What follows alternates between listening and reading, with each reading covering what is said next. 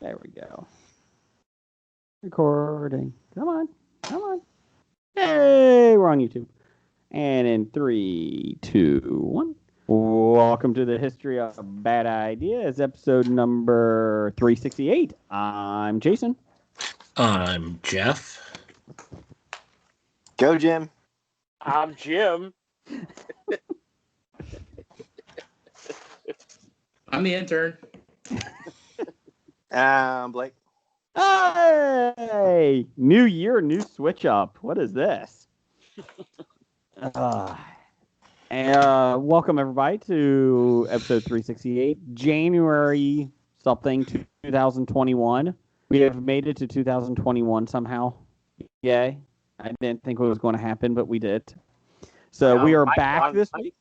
My calendar says it's December 36th, 2020. Oh, God. So it just keeps going? Yep. On iTunes, what episode number is this? 371. Why? Okay. I just want to make sure I'm on for 369. Oh, dear God. That's next week, Blake. That's next. All right. Well, I'll see you later. Ciao. Okay, see ya. Oh, my goodness. After the last week's floppy episode, it was a big one what a last great week. episode. Oh, I love my God. top 5 for the Indiana Jones titles. Did I forget them? Yeah. That was 2 weeks ago. That was 2 weeks Yeah, ago. that was 2 weeks ago. That's fine.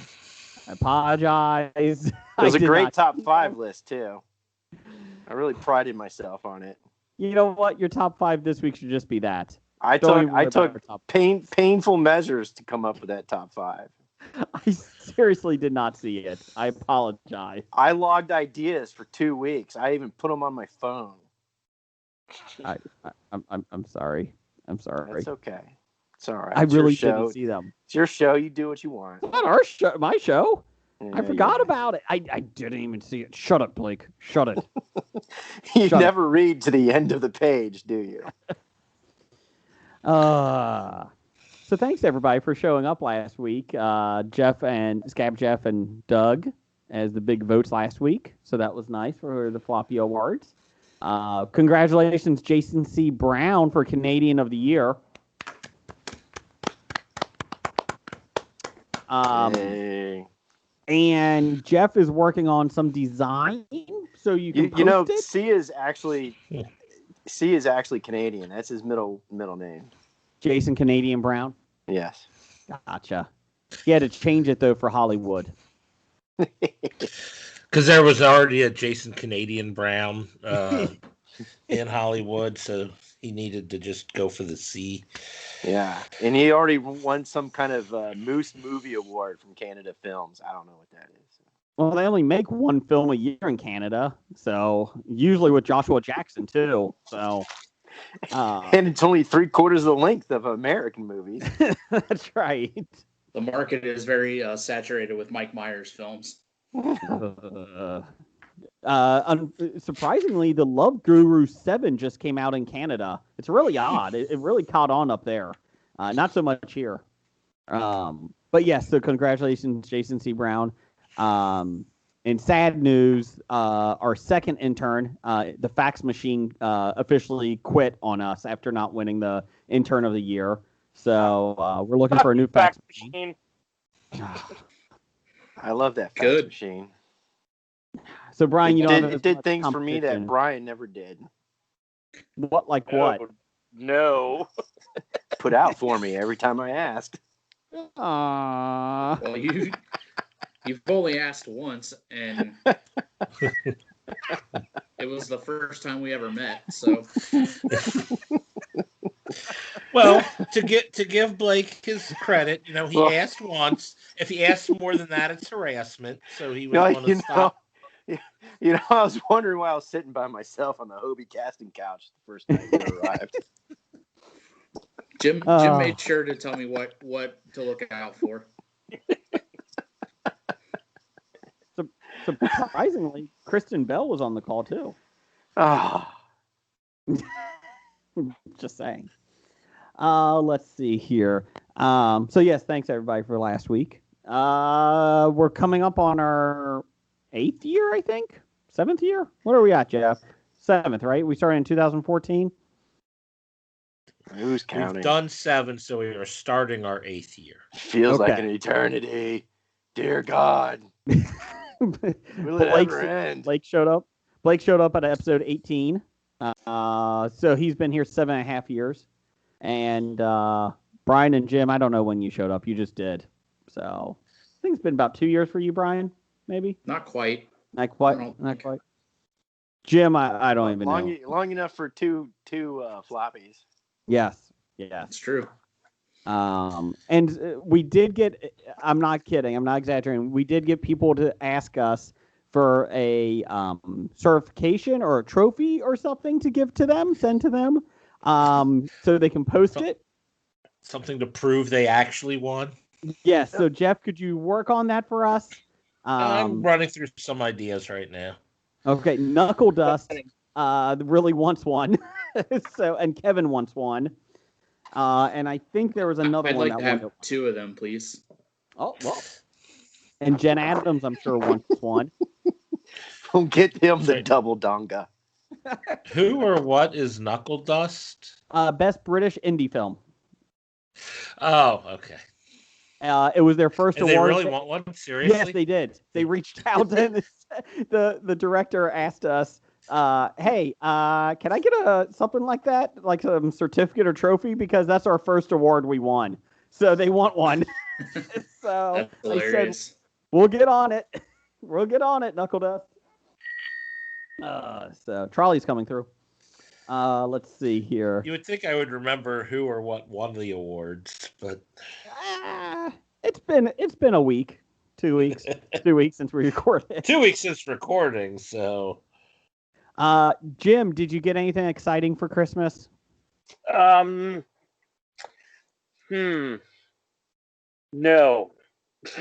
Okay. Herpes? No. That just keeps coming back. Oh. It never is a gift that keeps on giving.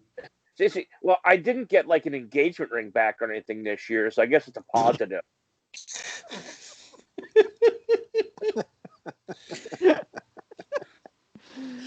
Keep your receipt.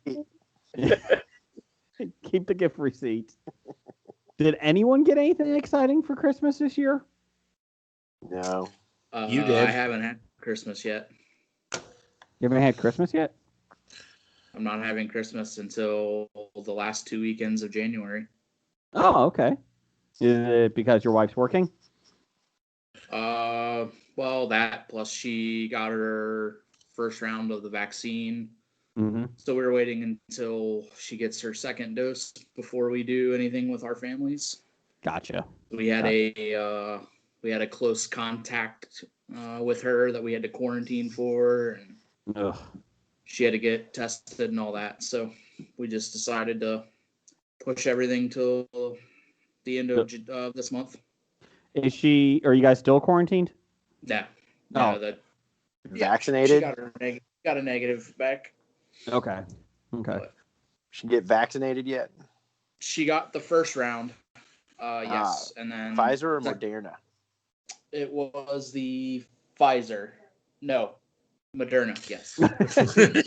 Funky cool Moderna. Okay. Yeah, she got the Moderna. Any side effects? She just had a little soreness in her arm. Okay. For a couple of days, that was really noticeable, but other than that, Pretty much what you get with any shot. Yep. Yeah. The flu shot always gives me my arm usually is pretty sore. I was going to say stiff, but I was just waiting for a side joke from somebody. But yeah. Well, when that one side is so muscular from. Yeah. Yeah, that's right. So the reason why I asked for the side effects, Brian, is because my community Facebook page stated a local restaurant had to close for 2 weeks because of COVID. So it had 151 comments. And I'm like, why is there 151 comments on this? So then I realized 118 of them were about if COVID was real or not from the local community members. One of them said, don't get that COVID shot because it gives you the flu. I saw it online. And then, Jesus. and I then, hate people. You know, they should just give rumors that it gives you superpowers. Maybe. I mean, and then maybe it won't work. the best part is though, one of the nurses I know in the community, she responded, "No, it does not. There's no virus in there. It is not true. Please look up your information before posting." And then people kept going, "I don't believe you. I think it does." And then another one said, "Well, it stops pregnancies." And so, and God bless this nurse. God bless this nurse. She kept trying. And I'm like, "No, just abort this conversation, ma'am." At what point do you think a lot of people are just, pulling her leg and just keep her going? Yeah, how many are just trolling versus how Yeah, many just are trolling. Knowing some of the people in my community, I would say probably not a lot. I feel like some of them are just like, yeah, I could see that. I think there's trolling. As someone who trolls a bunch of people online because I get bored, you just don't do it with that one, man. That one you just let go. I saw a good meme. It showed the Golden Gate Bridge is like anti-vaxxers be like, well, it's 99.997% safe to cross. I think I'll swim. Well, I'm, then there's a nurse in Wisconsin that just got arrested for he took out 600 doses of it and let them go bad because he on purpose, yeah. On purpose, yeah, because he's a big conspiracy nut. Because he's a jackass. Maybe he realized that they weren't getting distributed, so he just set them free. Maybe that was it. Maybe he was trying to be a good deed. No. Yeah. No. So No. On the positive, we're not England or Scotland. They're shut down. They are locked down. Again. Yes. It doesn't matter. It's not like they can freely travel to the EU anymore. That's true. That is true. Damn you, Brexit. We could end up like the Walking Dead, and if there was a government official alive, we would never be locked down ever again. Well, it's my freedom. My freedom. Let's see. Jeff, did you get anything good for Christmas? I guess. Well, what'd you get? A book. What book? Game. Ready Player 2. Oh, the new one. Did you read it? Not yet. Oh, okay. Ready Player 1 is on HBO Max now, so I'm looking to watch that this week or so. I've never read the book. Read the book instead. Okay. Well, I'll wait for the movie. Ready Player 2? Yeah. Well, first off, we do want to confirm Tanya Roberts is dead. Are you sure? No. No, not 100%. 99.97%. Until the coroner comes out and confirms it. At this point, I'm not willing to risk it. So, her doctor did say she is now dead. Okay. Oh, okay, good. I mean, not good, but like, thank you for clarifying, doctor. Not good. Oh I my suppose god. the publicist jumped the gun there. Is that what happened? Well, What? her husband, I guess, her friend was in the room and thought she opened her eyes and then just kind of gave a last breath, and then he just thought she was dead because she was, and so he went out and he told the publicist, and then she regained consciousness after that.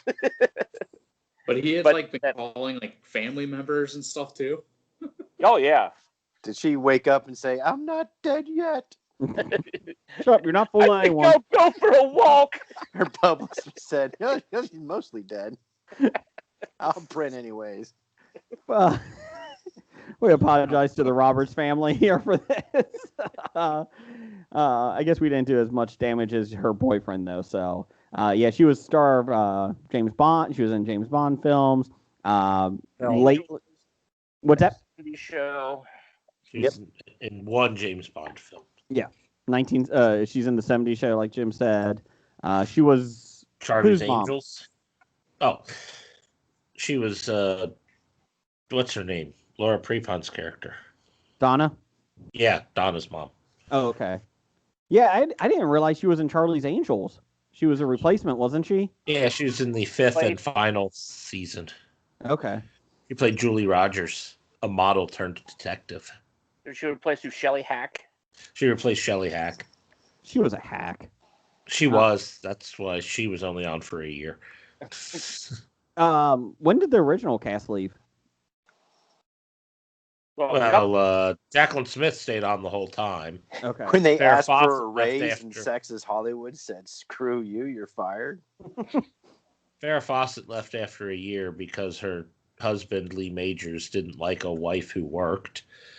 And Jaclyn Smith was the whole. Kate Jackson left after 3 years. Do you think Lee Majors was mad because he's like, I make Fall Guy money. You get over there and make me some breakfast. Damn you. I don't need Fall you Guy- working. Fall Guy wasn't out yet. I know. I was just trying to make a Fall Guy joke because anytime I can make a Fall Guy joke, Jeff, I'm going to make a Fall Guy joke. You can make a $6 million man joke. Okay. She was also in Beastmaster. Yeah. Tanya Roberts? Yes, Yeah. she was. And Sheena. Oh, Queen of the Jungle? Yeah. Oh, my God. Yeah, I'm looking up her IMDb right now. When she No, wrote you know that off the top of your head, Blake. We know that. Okay, it's in my personal collection. And she was on the Love Boat, of course. Everyone was. Everybody was on the Love Boat. Everybody who was acting at that time was on the Love Boat and Fantasy Island. Even people who weren't acting were on the Love Boat. I remember my dad coming home one day from the local video store, and he rented Sheena. And everybody sat down to watch it, and we're like, why did you rent this? And he's like, I heard it was really good. And at one point, she's riding a zebra, and it was just a horse painted black and white. And throughout the film, it like the paint, the color that they put on the horse was like fading away. I still remember that. And then it killed the horse because it was toxic. That's right. It's not the Tin Man. God.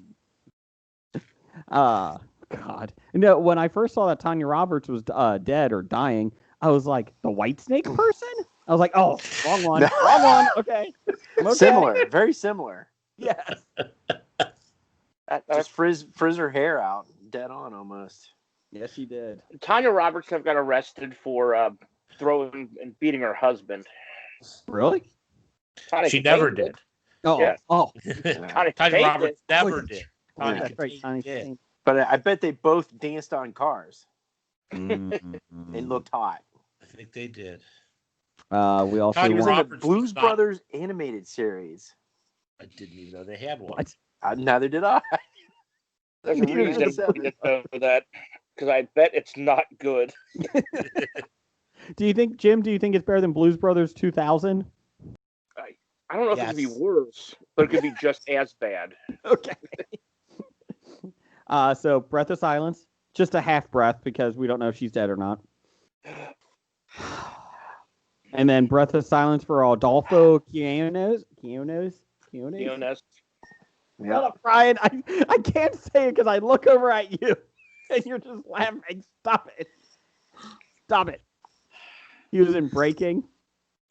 Breaking. And stuff. Breaking 2. Breaking 2 Yeah. Electric Boogaloo. He was 67, I think. He wasn't that old either. Tanya Roberts was 65. So, Breath of Silence. So, You couldn't see it, but I did a robot for Adolfo. Thank you. Thank you. Don Wells. Really? Yeah. Marianne. Marianne. Gilligan's Island. Oh, that's right. That's right. Ginger's the sole survivor. She wins. What did she win? The island? Yes. She was 82. Don Wells. Yeah. But yeah, so that was sad. She died of COVID-related disease, they said. She had COVID. I did like the one meme that said, Marianne's dead because people listened to The Millionaire instead of The Professor. Larry King is not dead. He's in the hospital, but he's not dead. Yet. So, yeah. They just brought him out of ICU today. Wow. He might survive it. I feel like him and Courtney Love might repopulate the Earth when we're all gone. I really feel like those two. I don't think that's an Earth I would want to live on. I don't think Courtney Love is as I'd say immortal as you place her to be. I mean, she just survived taking lots of drugs. Yeah, but that was a lot of drugs. And she skipped out on a murder rap, allegedly. Allegedly. Let's see here. Did anybody watch anything in the last couple weeks? One more breath of silence, Jason. Oh, I'm sorry, who? Brody Lee. Yeah. AKA Luke Harper. We forgot. Yeah, that he passed away right before or right after we recorded last. So, did you watch that AEW tribute show? I did. Woo, that was rough. That was onions all over that place. Yeah, they had his son out there. He had Brody Lee passed away, 42 years old or 41, non-COVID lung issue. He was fighting it since October 29th, I think they said. He was at the Mayo Clinic, and really sad too because he was just hitting his stride too. And it was funny, kind of funny because I kept thinking after the dog collar match that he had with Cody Rhodes, I was like, that was a good match. You know, he's probably going to go on to face Moxley or something. And then you never saw him, and then somebody said he was out injured. I was like, oh okay. And then you never heard about him, and it's because his family asked to keep it quiet. But yeah, and then his son came out and hit MJF with a kendo stick, which was awesome. But yeah, that was rough to watch. But yeah, so with all the tributes I saw from him, I mean, he seemed to be like one of the most well liked people in the industry. Yeah, they said he was just a good family guy. They said he would leave the shows at AEW, work till 2 a.m. and then drive through the night just to get home to see his kids the next day and his wife. So, yeah, it's sad. That one shocked me too, but I forgot about that one. Good job, Brian. So, on a happier note, I was distracted, but I did want to comment on Dawn Wells and her exorbitant amount of USO tours in support that she had done for the military. Really? Yeah. Would she sing? She did everything. She was Mary Ann. Well, I was just wondering what you did on the USO tours. Yeah. She was actually given a honorary commander's jacket too from Navy, so it was pretty cool. She wear it all the time. Gotcha. Okay. Did anybody watch anything? Lots of stuff. Note? But don't tell me how Cobra Kai season 3 ends. I got 2 episodes to go. Oh, shit, I haven't have to watch that. Yeah, I haven't seen a single episode yet, so don't tell me how it even begins. I was shocked that Johnny died. What? Straight off in the first episode, man. I didn't even know what they were going to do to finish. I watched. I'm not sure the robot came in. I watched the entire season the day it came out. Was it good? I loved it. I enjoyed it. It's easy to watch, isn't it? It is real sad. It is. I had to stop myself so I can prolong the pleasure. Yeah. Brian, because of you, we taped all of them because they had a marathon, and my wife and I started Yellowstone. Season 1. We got all 3 seasons taped. Oh my God, we can't stop watching that. That's a damn good show. It is very good. And every time Yogi Bear. No, it is not. That's Jellystone. That's the less serious one. That's on. Jellystone is on. Sorry, Spike. Food Network. Okay. Hey, boo boo. Hey, that's the top 5 right there. Spike doesn't even exist anymore. I know. That's why I made the joke, Jeff. Paramount is now Spike. Yes. No, Yellowstone's really good though. Really enjoy it. Kevin Costner's awesome in it. His whole family's fucked up. Cole Hauser is incredible. His Kevin Costner's daughter in it. When she's trying to, basically make her play. We're only 6 episodes in, but with the married builder and that, my wife and I were like, it's all going to come together in the last episode that she's just makes this masterful plan, and it's going to fuck everything up. And she is psycho, that daughter. Yes, but by the end of season 3, you'll have a very different outlook of her and appreciation for her. And At least we did. It's good to see Wes Bentley working, so that's nice. Yeah. Is it good? Yeah. He still chases plastic bags though throughout the show. Give me the plastic bag; it's so pretty. Anybody else watch anything? Wonder Woman 84. Yeah. Oh, that's right. You guys went to the theaters, didn't you? Yeah. Yeah. Was there a lot of people there? There were people sitting in our seats. Fucking assholes. Did you cough on them? Get the fuck out! We walked up and we're kind of standing right in front of them, and they're like, "Are we in your seats?" We're like, "Yes." Oh, are you sure? They had no idea what seats they were supposed to be in, so they moved over one seat. And we're like, no, there's supposed to be distance between people. You got to leave at least 2 seats between. So they moved over like 3 seats, and then they sit down, and the first thing I hear is, "Oh, this seat's broken."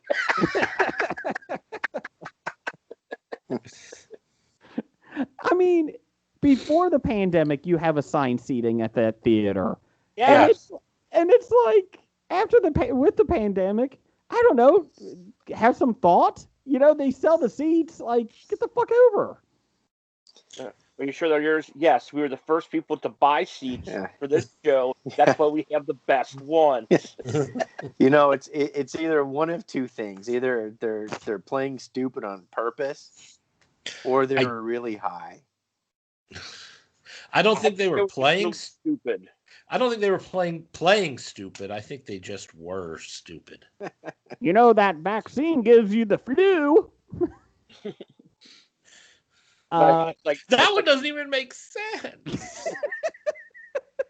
As I said, it reminds me of going to like the first Bengals game of the year when we go to our seats and we go down there. There's always somebody sitting in our seats, and we're like, "These are our seats," and they're like, "Sure." Yeah. No, I've only been sitting in this seat for the last 12 years, dumbass. I'm not sure. And then they just try and move a couple seats down. We're like, "No, those are also our seats, and they'll be here soon." Did you guys renew season tickets? Or are you going to? That has not been discussed yet. Yeah, we haven't heard from our contact who deals with the Bengals on next season yet. You got I'm sure the invoice will probably be coming out. They usually are pretty fast about it. Because they Of course, they gotta get their money. They didn't waste any time advertising for season tickets. Zach Attack, baby. Zach Taylor, season 3, baby. We're back. I'm not so disappointed that Zach's back, but Lou's back is the one that I'm kind of like, Yeah, the coordinator. Yeah, that was the one. That's the biggest one and who knows? They haven't officially announced anybody yet. So, but I've heard he'll be back. But he was the one that him and the offensive line coach were the 2 that I was most happiest if they would both be gone. And Jim Turner is gone. Yes. Yeah. I did hear last night Dave Lapham was talking about him, and he is 100% out the door. So that's good. The defensive line coach, Eason, and an assistant line coach. And the offensive, defensive lines, wide receivers coach. Okay. The running back coach took a job with University of Kentucky, and I think there was maybe one other, but.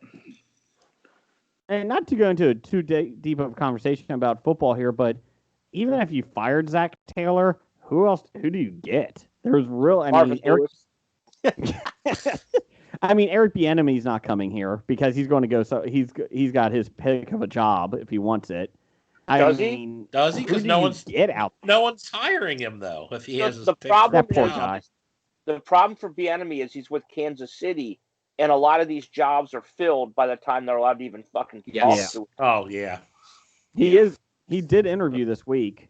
But yeah, like you said, they can't wait. So Uh-huh.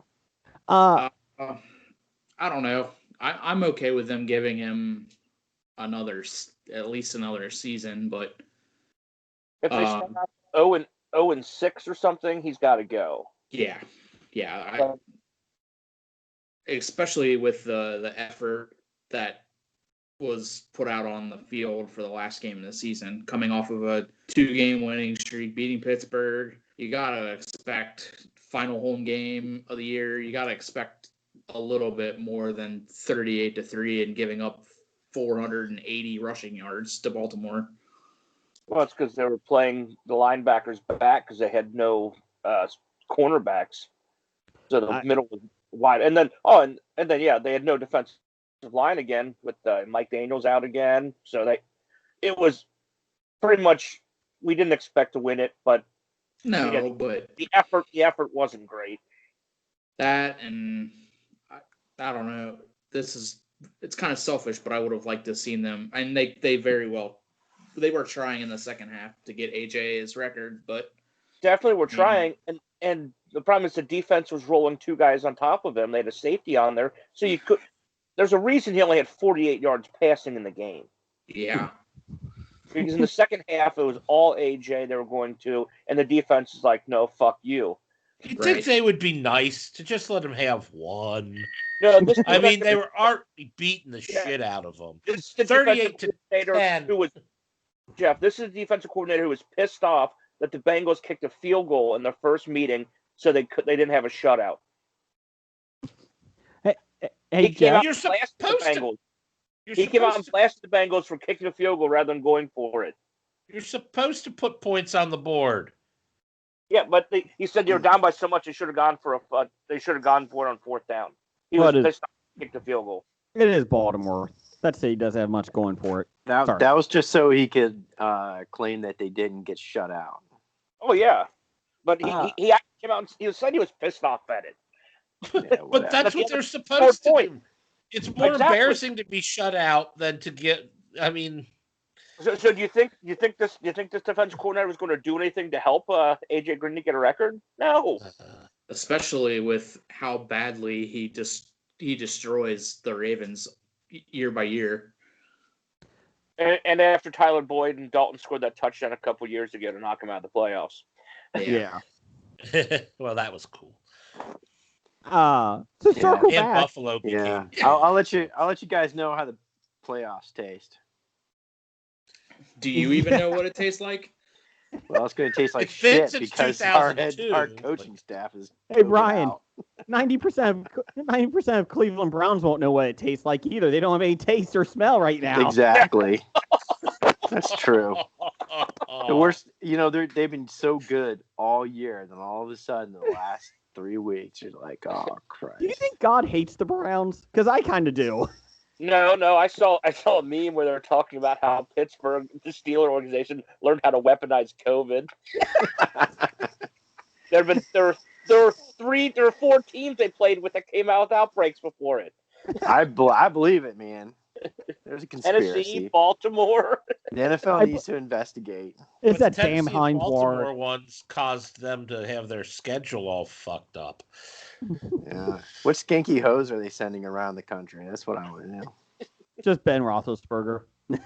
Just him. So circle back. How'd you guys like Wonder Woman in 1984? I really wanted to like it a lot, but Mm-hmm. it was really average. The longer the movie went on, the worse it got. Yeah. It wasn't bad. I It just got 2.5 hours annoying. long when I watched it. And I'm like, it wasn't a good 2.5 hours. Yeah. My daughter really loved it because she loves Wonder Woman. Mhm.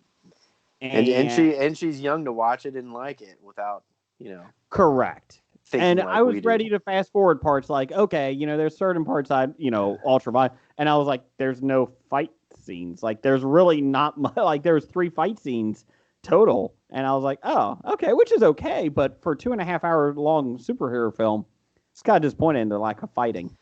Even her fight against Cougar was really disappointing. Cheetah, sorry. Cougar's the one you meet at the bar. Kristen Wiig. Yeah, even Minerva or Barbara. Yeah, you say normal? Even that was disappointing. Yeah. Well, especially because, the exciting parts of that fight were shown in the trailers. Mm-hmm. Yeah. There were the 2 or 3 cool things that happened in that fight we already saw. So that fight was there.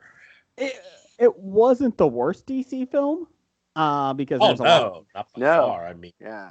But I agree with you, Blake. It was average.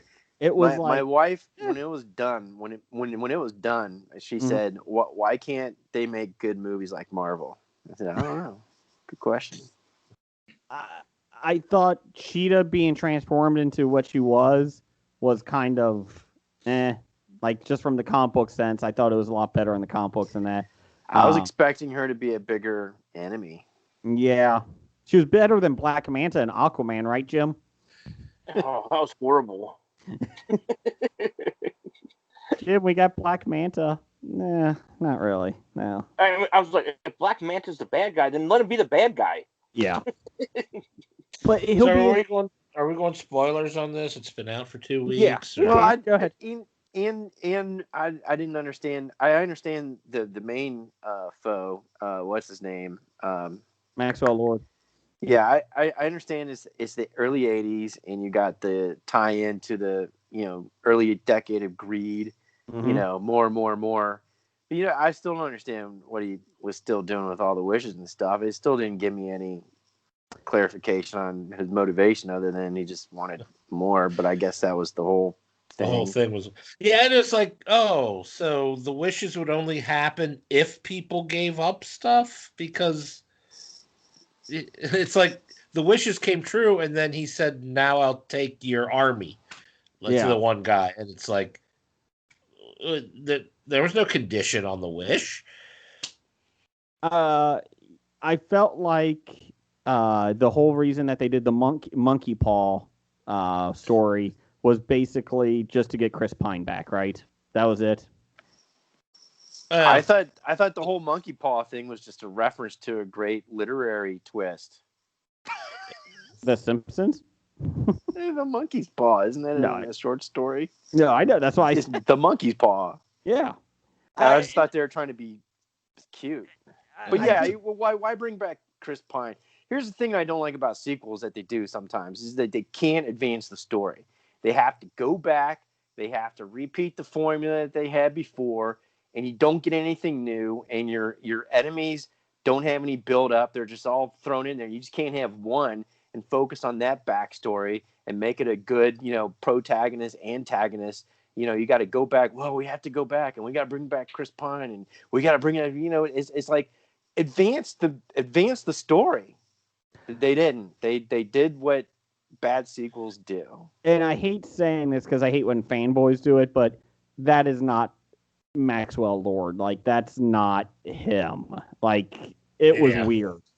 And that's fine if you change the characters for movies. I don't have a problem with it, but it was weird. Like, that's not Maxwell Lord. That's not who he is. Yeah, I kept waiting for him to break out Grogu. It was Maxwell Lord because that's what his name was. Thank you, Jim. Thank you, Jim. Mr. Obvious. Gal Gadot still is awesome. I mean, she really is a great Wonder Woman. I like her. I like the 80s throwback stuff, which is kind of like why you like Cobra Kai. But the 80s throwback stuff, I did have fun trying to pick out, who Chris Pine was modeling after. But other than that, I was like, okay. I saw somebody said, it's like, okay, you decide you want to put your new movie set in the 80s, and you have all these 80s throwbacks, and not one single piece of music from the 80s. Yeah, I didn't even realize that until one of my coworkers told me that. Oh my gosh, you're right. Horrible opportunity missed. I think And fanny packs were stupid in the 80s. Yeah. Still. They still are. I Unless thought you're an obnoxious American tourist afraid to travel in New York City. I think I still put Wonder Woman, the original, Shazam, and probably even Aquaman above this. I put those definitely two put those three above it. Yeah. It's not. It wasn't bad. What's that, Jim? The opening scene bothered me because I just thought they were going to play Quidditch. Good job, Jim. Look at the entire thing. It's like, oh, that's a Quidditch show. Oh, there's the goal, and I did watch Soul on Disney Plus. Watch what? Soul, Soul. the new Pixar movie. Yeah, that was odd as well.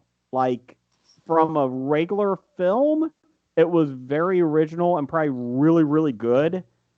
But it's tough to explain. Like as a kid's film, like like looking at it for a family film, there was a lot of stuff that went over all my kids' heads, and like not like cute stuff. It was just really weird. It wasn't humorous as much as I wanted it to be. I mean, I still think it was a good film, but I don't think there's much replayability with that, like some Pixar films. So it was original. I'll give it that, but it was odd. I saw a good meme about it. It said, I never thought I'd have to explain, watching a Pixar movie, I never thought I'd have to explain to my child about deep things like death and afterlife and all this other kind of stuff. I'll say this, and this is going to sound weird. I think it's my least favorite Pixar film, but I think it might be one of the most well-written Pixar films. So you're taking the sequels to Cars. Oh, no. Okay. Well, maybe it's average then for me. Maybe it's in the middle, Jeff, because I liked it better than Ratatouille. I mean, I think it was a really well-done film, but it just wasn't, I don't know. It was odd. I don't know. It's tough to explain. I don't even know how to grade it. But yeah. So, well, you grade it on what it is, not what you expected it to be. Yeah, and maybe that was it. I was expecting something from Pixar, and it was totally different. So, but yeah. Anybody else watch anything? I watched the season premiere of The Rookie. That started this week. We did. I did as well. Thoughts? I just thought they were, after like the first couple, I thought they were going to get really preachy with the entire, since it's the cop show and all the demonstrations in 2020.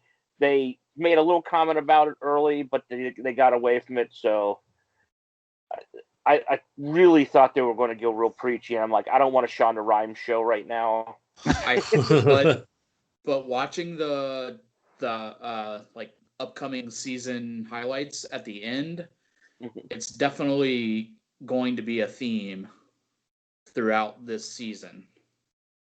Hopefully it doesn't turn into like every episode, but yeah, I don't mind the small little, bits and pieces here and there, but I did like that it doesn't look like from the previews that they're going to address COVID, which I'm fine with. So I don't know if they do or not, but it literally picks up from the immediate second last season ended. Mm-hmm. Yeah. So, and just the previews for like the next several weeks. Oh yeah. They don't wear masks. They don't have anything like that. I'm like, okay, because my wife. What's that? I was just going to say that's my problem with the shows out there that do address COVID, address them for like one or two episodes, and then forgot about it and just go back on. And it's like The Good Doctor did that, didn't they? I don't know. Yeah, I don't watch so The Good Doctor. The first two episodes or three were all COVID, like nonstop, like start to finish, and then they did a little time jump after that, just because they didn't want to make a whole season about it. Tim Allen's new show, or Tim Allen's show, has that too. Man of the House, or what is that? Last Man Standing. Yeah. Are they complete deniers that it exists? Yeah. They said they said the first episode addresses it, and then they do a 3-year time jump. 3-year, okay. The writers said that they wanted to tell stories in the last season, and they couldn't do that with COVID and pandemics and quarantine. So that's why they jumped ahead. So, yeah, because well, I guess it would be a 2 years. 2023. It says it takes place after episode 1. So, Trump's still fighting to be president. Still contested. Yeah. Still squatting in the White House. Day 935 of the White House standoff. Squatters' rights. Squatters' rights. Well, they said they aren't going to force him out. They're just going to, cut off all electricity and stop all deliveries to the White House until he leaves on his own. Oh, they're going to do the Seattle, Washington method. And I suppose they said Biden will rule from the Blair House or something. The Blair Witch Project house. All they really have to do is just close the McDonald's in the basement. You beat me to it, Brian. I was just going to say DoorDash won't deliver McDonald's. Stop deliveries of Diet Coke and close the McDonald's. He's out of there. I'll be honest. They probably should do that anyways. Of any McDonald's, just stop. Anything else you guys watched real quick? Yeah. Vice had the It's Always Sunny in Philadelphia marathon. I after I finished Sports Night on IMDb TV, I came across Coach on there, which is one of my all-time favorite sitcoms. I remember watching it with my dad as a kid growing up. He loved it, so I've been binging that pretty hard. Man, I love that show. I forgot how funny it was. Even the Orlando Breakers seasons? Well, I haven't gotten to. I'm not into those seasons yet, but I'm getting there. I just started season 7 today. Okay, so they already wrote the daughter and son-in-law out of the show. Yeah, Kelly and Spencer are gone. Where are they at? Didn't they move or something?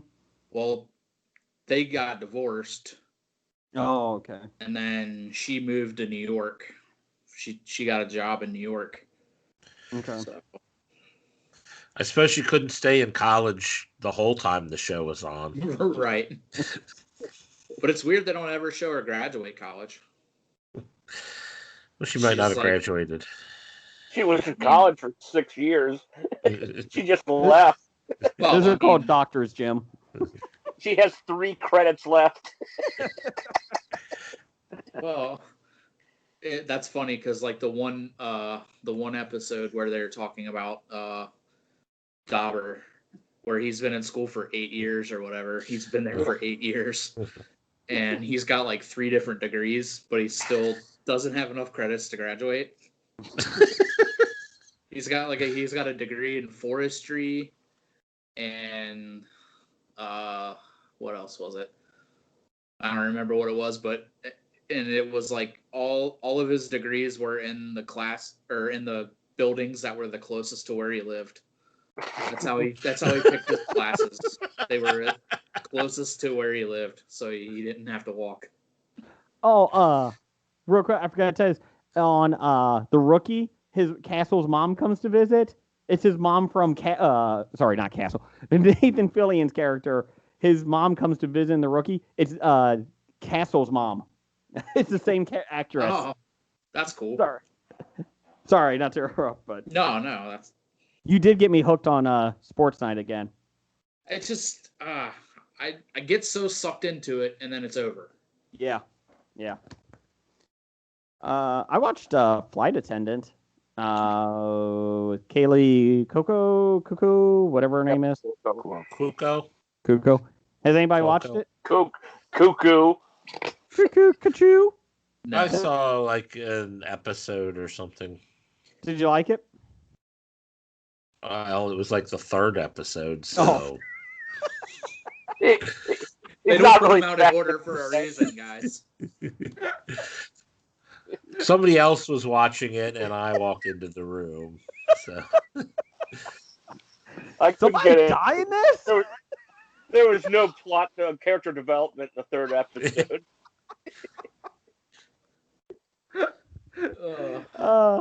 It's good. It's 8 episodes. There was some lull in the middle, but overall it's pretty good. They Well, kill know, off the third Dario episode Naharis. was what did you say? The third episode was a lull. But yeah, it's worth your time. My wife and I binged that pretty quickly through the holiday week. So, okay. Anything else we want?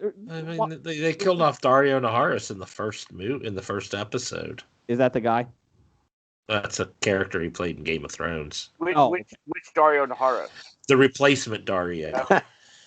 Okay, I rewatched Game of Thrones this week. The whole thing. The whole thing. All 7 seasons. I thought you would stop after season 5.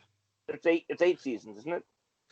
Yeah, the last 2 seasons though are the same length as a regular season, so they just count as one. Yeah, I even watched the end. That's where they got lazy.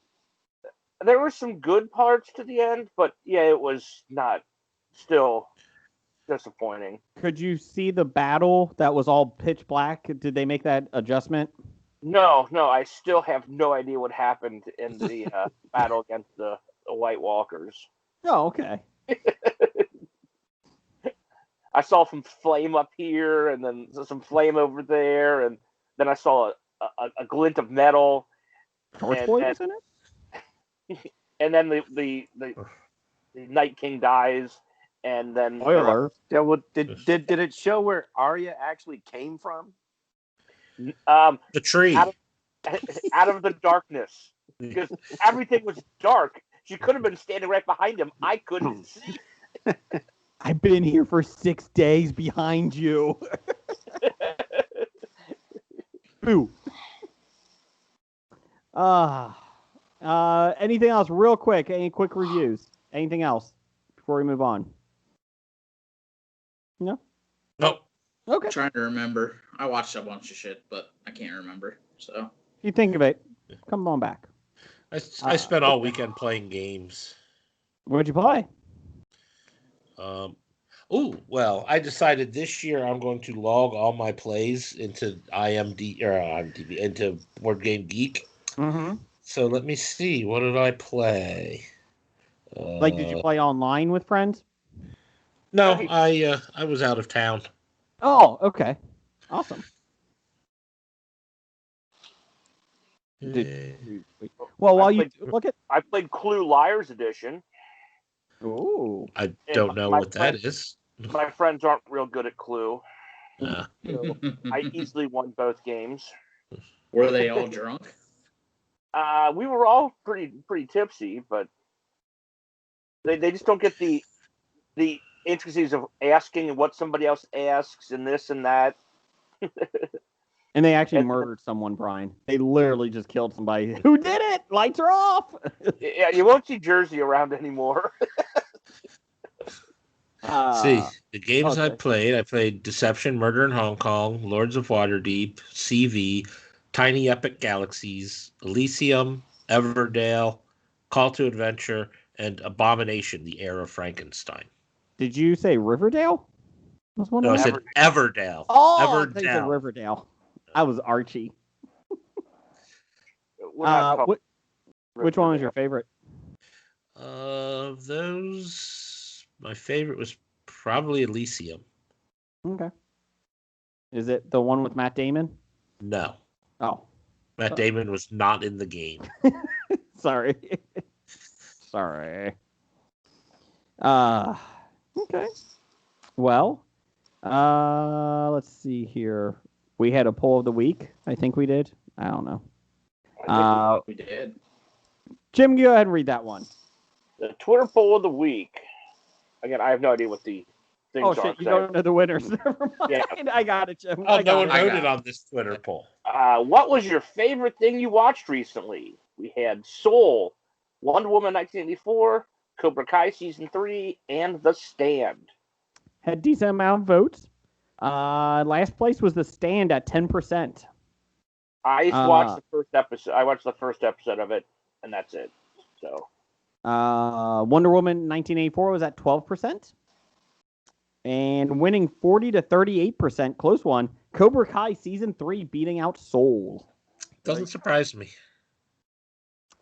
I think they said they had 6 seasons planned out for Cobra Kai. Is that what they said? I think it was 6. He teased they can go up to 6. They're planned out for 6. Wow. But So I guess I didn't realize they need this, to get but signed the for 6, entire right? sorry, Blake. It's all right. The entire 3rd season Netflix didn't do. It was already completely It was shot. already made. Yeah, it was Yeah. already. I didn't realize that. I thought that like YouTube had stopped, started, but then stopped because of COVID, and then they just decided to sell it, which would make sense because they're trying to, get out of the doing that. But I didn't realize that it was all completely done, and then which is awesome because Netflix bought it and they gave them a huge amount of time to build their writers' room for season 4. Oh yeah, which is awesome.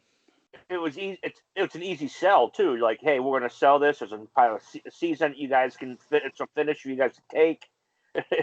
Yeah, So it was easy to sell. Sure. Blake, do you think 6 seasons is too long? I don't know. It depends how it plays out. I mean, it is easy and fun to watch, but it's also very predictable. So I don't know. Repetitive.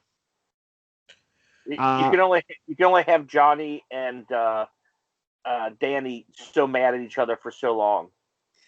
Well, it's pretty good across all demographics because you got fogies like me who grew up watching Karate Kid and so you got your adult storyline there, the continuing on your nostalgia from the 80s, and then you got the younger generation is a little Riverdale-y, Riverdale's-ish. You got your so they do a good job of going across the spectrum of bringing everybody in, with the kid soap opera too. But I was kind of wondering that I haven't seen any criticism of it yet, but there's a couple risky, a little bit of risky sexualization of the minors going on, and maybe a little bit of some stereotype stuff that if people wanted to wrapped around the axle, they probably could. They did write off the one female character from Cobra Kai. She went to private school. Is that what it was? That's because of the fight at the end. But they did say that she'll be back. Okay. They just didn't have anything for her this season. Like the Kyler, the character Kyler from earlier in the first season or second season. He comes back? He comes back, yeah.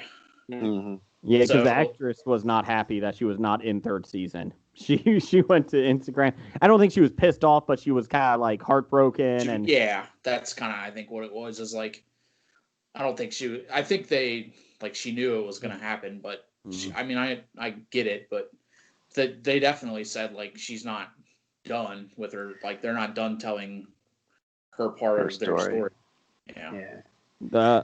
I do like how they keep reaching back into the movies and the sequels and bringing those characters forward. It's pretty cool. I just like how they're in this town in California, pretty decent sized town, and they keep running into each other. How is that possible? It's the smallest town I've ever seen. And you know what's going to happen too. When the scene starts, you're like, uh-oh, Robbie's going to show up. Well, another date night. Oh, look, we run into Johnny. What? How does that happen every fucking time? And by the way, you really have to do a lot of reality suspension here because, there'll be a lot of kids in juvenile detention and adults in jail by now. Yes. I just like back. I really like how they make fun of themselves and what, karate's still a thing? I did like the scene where Danny's trying to get he's at the PTA meeting saying, hey, this is what happened, and somebody yells out, hey, that's not the way I heard it. I heard you were the bully. Reference to the YouTube theory. Yeah. That was funny. Blake, why don't you do some listener feedback for us here? Sure, you have to pretend that there's some paper crumbling because I did gotcha. everything digitally. Thanks, Jim. Thank Brian. you. Now it's time for the bomb listener feedback brought to you by China. All right. Thanks, China. That's Thank right. you, China. Thank you. When you are, Country or the dead wrestler? I'm talking to our future overlords. I want to thought it go was on the what we record eat that our I food like off China. of. There you go. All right, we start off this feedback from who other than that one guy, 7. Ape hands. formerly known as Doug. Big Dad. D. Oh, right. Big T. He says, and I guess he must have thought about this because of Adolfo Quinones. It was in the news, but he does He's say produced breakdancing is a sport at the Paris Olympics in 2024. Do you guys have enough time to prepare? Blake just ruined my joke. I was going to say, I'm like, yes, they did it now because they knew somebody else would have a chance to win because the Dolphins is not.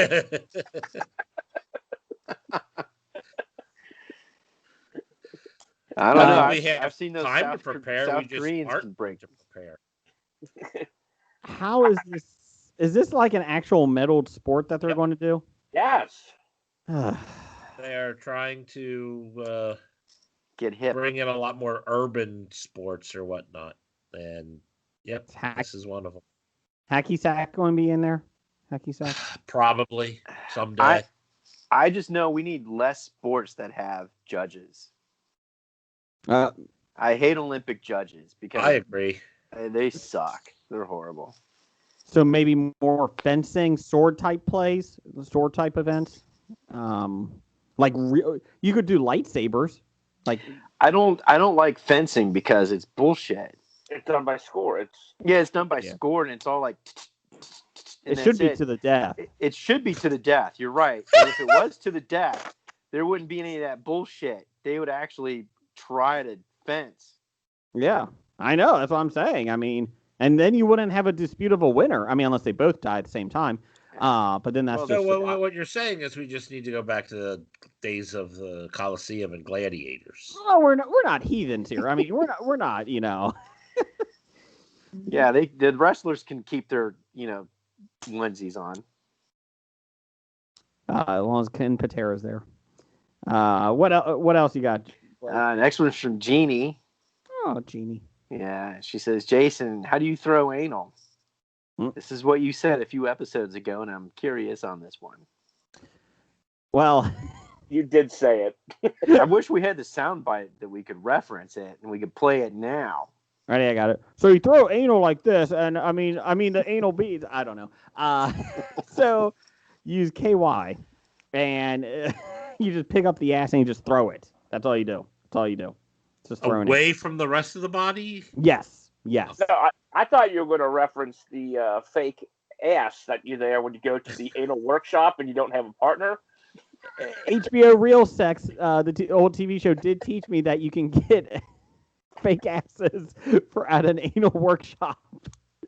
If you didn't have a partner to practice with. The guy did it. Just move it in and out. This podcast is a lot like an anal workshop. You know what?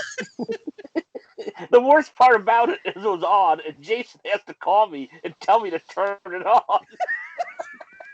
Jim, I'm watching Real Sex. You got to turn this on. There's a guy by himself at the anal workshop. Everyone else has a partner. This guy doesn't. He's And he was taking taking notes. notes in a notebook. Self-help class.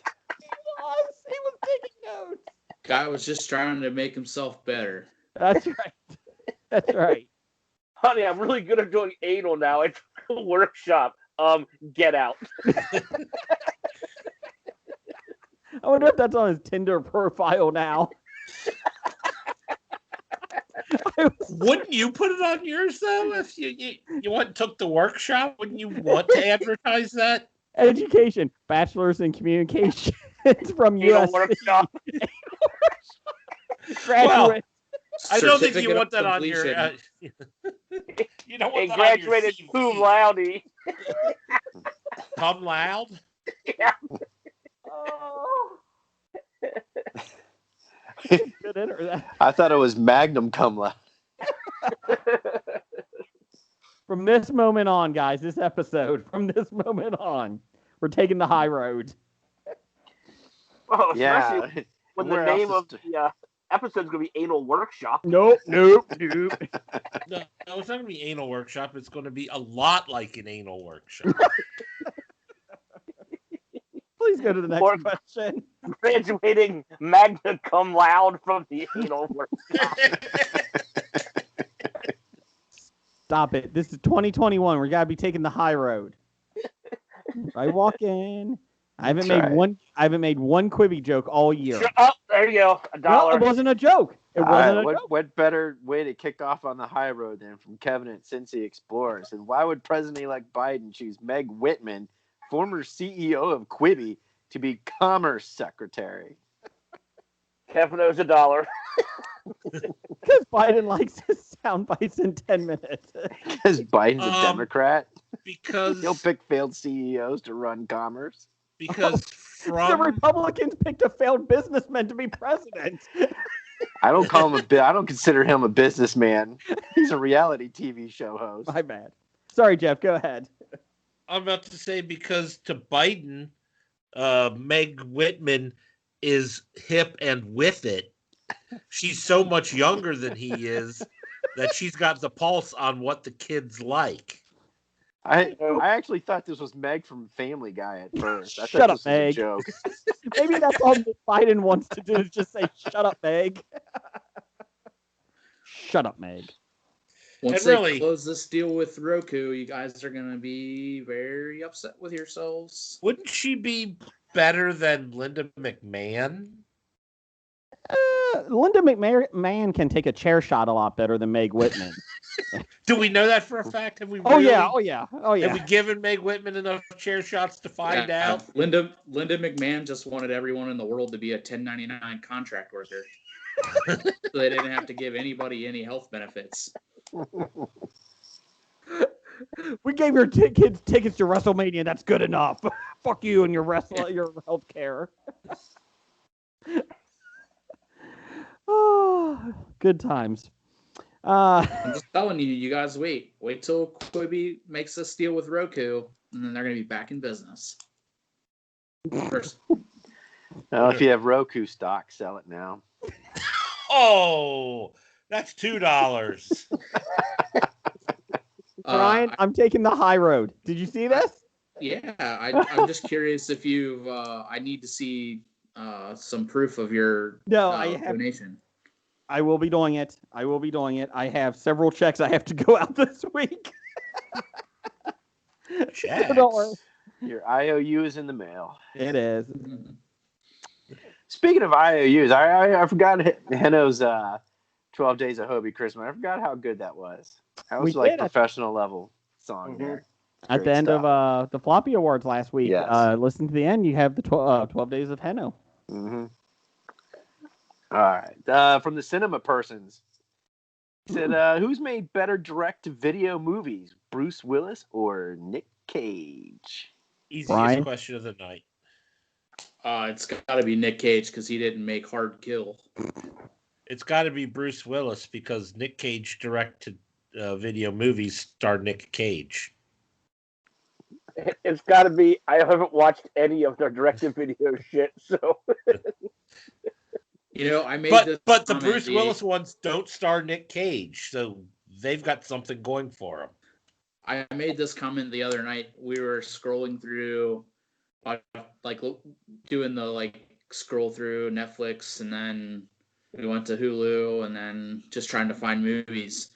And there's literally 3 or 4 Bruce Willis movies on every platform where he's some sort of a cop or a sheriff or something. And I'm like, this guy just never is not working. That's all he has to do. good for him. Good, yeah. Yeah, it's like Casper Van Dien. Keep If doing he it. can make money doing it, and some people are dumb enough to watch it. Randall Holt did say, sent us a message today that many moons ago today, Rocky IV was the #1 film in America. Yes, it was. That's what. Thanks, Randy. Jeff's favorite film. It's a good film. What else we got there, Blake? Oh, well, I was just thinking, he's kind of like the American version of Michael Caine. Michael Caine. Yeah. All right. That's so. Gene Hackman. The Hackman. Hackman. A Hackman. All right. So wrapping it up here, we always end with Professor #1 at Dr. #1. It said, "Why did you leave Dev off the floppy presentation list?" That would be the fax machine's fault. I sent a fax over to Shot of History and to Dev, and the fax machine said, "Screw you, I'm not sending it." Not our fax machine. Yeah, I'm sure our fax machine sent it. I bet a Shot of Alternate History fax machine didn't work. you think? Our fax machine left in shame after that. Our fax machine is not here anymore. So, So Dev, we apologize. If you would like to send in a video record or audio recording, we will add it to next week's episode. You picked the category, so we apologize for that. And because of that, fax machine no longer works here. So, good news is, and I don't get my daily joke now. sorry, Jeff. Maybe Brian can. Maybe Every intern day Brian at can help. 11:15, I was so used to getting that joke from the fax machine, but Intern Hackney, tell Jeff a joke. Hey, Jeff, yes, why is this podcast such a joke? I don't know. Why is this podcast such a joke? Because it's more of an anal workshop than anything. From this I moment got on. it. I got a news break. Uh-oh. My Is it about butt hurts. Dr. Dre? No, it's Arnold Schwarzenegger might have a favorite Chris might have a favorite in the Chris Wars.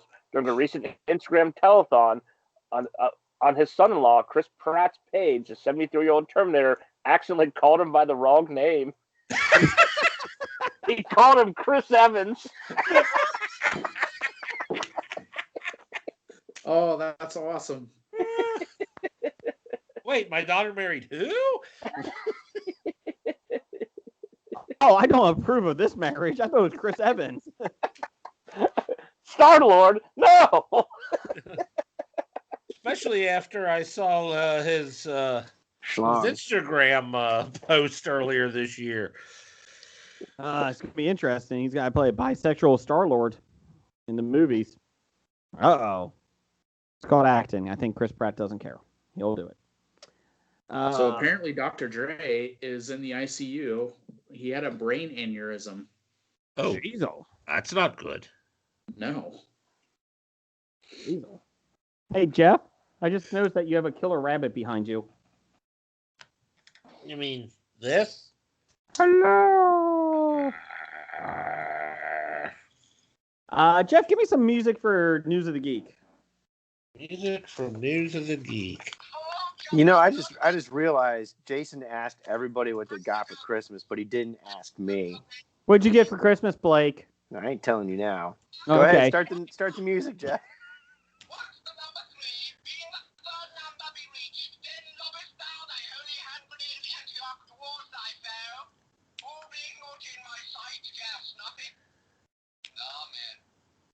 Oh, man. Is that a good intro? I like it. I'll approve.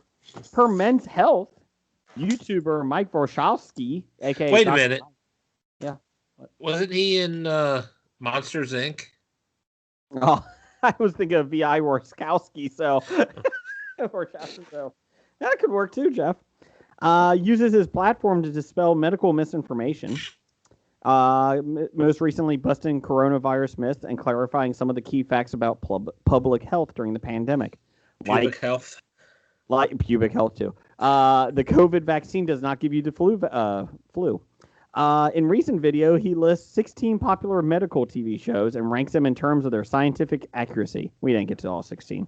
Let's see. Attaway General. What the fuck is Attaway General? I don't Anybody know. know? I thought he said popular. The television uniforms shows. aren't right. They're wearing hairnets at times. They're having teenagers deliver medical care as volunteers. Just nothing makes sense on the show. Doogie Howser. The entire premise of the show, in which a teenage Neil Patrick Harris works as a professional physician, is far-fetched to the point of ludicrous. You think? That's bullshit. Dr. Mike objects to the scientific inaccuracies depicted in the plots, not to mention a very dated scene in which an older woman attempts to seduce him. We're just talking medical here, Dr. Mike. Yeah, I thought we were talking medical. What's up with that? Yeah, no. After reading this, I get kind of disappointed in some of his takes on the shows because it's not all about the medical. Like, I really like it, but Yeah. it's just not accurate. It's not Or it's really accurate. I just didn't like it. Nurses, future floppy winner for worst show of 2021. I'm calling BS. I love nurses. They're the backbone of medicine. The show itself didn't give them justice. Transplant, one of my favorites. Very first episode of the series, Mike couldn't help but notice a lack of chest compressions in scenes when they would very much be necessary. Well, but he does put on something else down here on another show where they do chest. People I know watched it, and the chest compressions they do are all wrong, but he doesn't even mention that. So would he rather have more chest compressions even if they're wrong, or just not bother with them? Well, he Any does chest say- compression is better than none, Jeff. I mean, they're not going to get it right, so... I wouldn't say none. Some wrong's better than, because you could actually damage somebody doing it wrong and not help them at all. It's all about the effort. I was trying.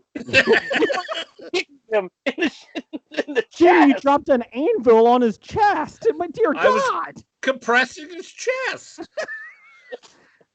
I got it from the Acme store. Royal Pains is the most medical accurate show out there, he says. The medical accuracy is out of this world. Hello, 2010. The Night Shift. Just so much unrealistic action happening and made it feel not medically accurate. But what did he say about Royal Pains? The medical is accurate, but that one guy knows all this stuff right away is not accurate. That's true. This Such one a doctor superhero. can diagnose everything. Yeah. He's an ER Do they specialist, actually have like family medicine 5-hour doctor. ER waits? The whole episode is just waiting in the ER, Blake. It's like the Seinfeld episode at the Chinese restaurant. That's all it is. Right. I know Grey's Anatomy. I know it's the most popular medical drama of all time. It's just not medically accurate. It's No not. shit. Scrubs. He didn't know where to place it. I do think it's an accurate satirical representation of what happens, but it is not medically accurate, which I'm going to disagree with because they talk on their podcast that they take great pains to make sure it was accurate. So Yeah, number like- one, Dumping the puppies on the guy as a cure, that is accurate. let's see here. House MD 2004 called. While the show is incredible scientific rigor, I think the way my friend House goes about it is just reckless. You know why? Because it's lupus, Jeff. It's always lupus. It's never lupus. It was a great show, though. And House is probably one of the better shows on here. Code Black. Yeah, if he didn't have his personality, it'd be pretty damn boring. Code Black. This one is so on point that it feels like it was written by medical professionals. He couldn't find anything wrong with Chicago Med.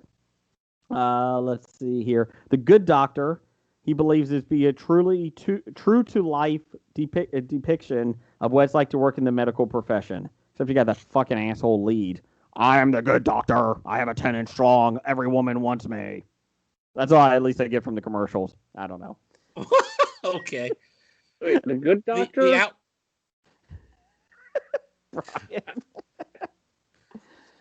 That fucking guy. God. You know what they should compare the medical shows in their accuracy and in relation to their popularity in actual, number of seasons and popularity.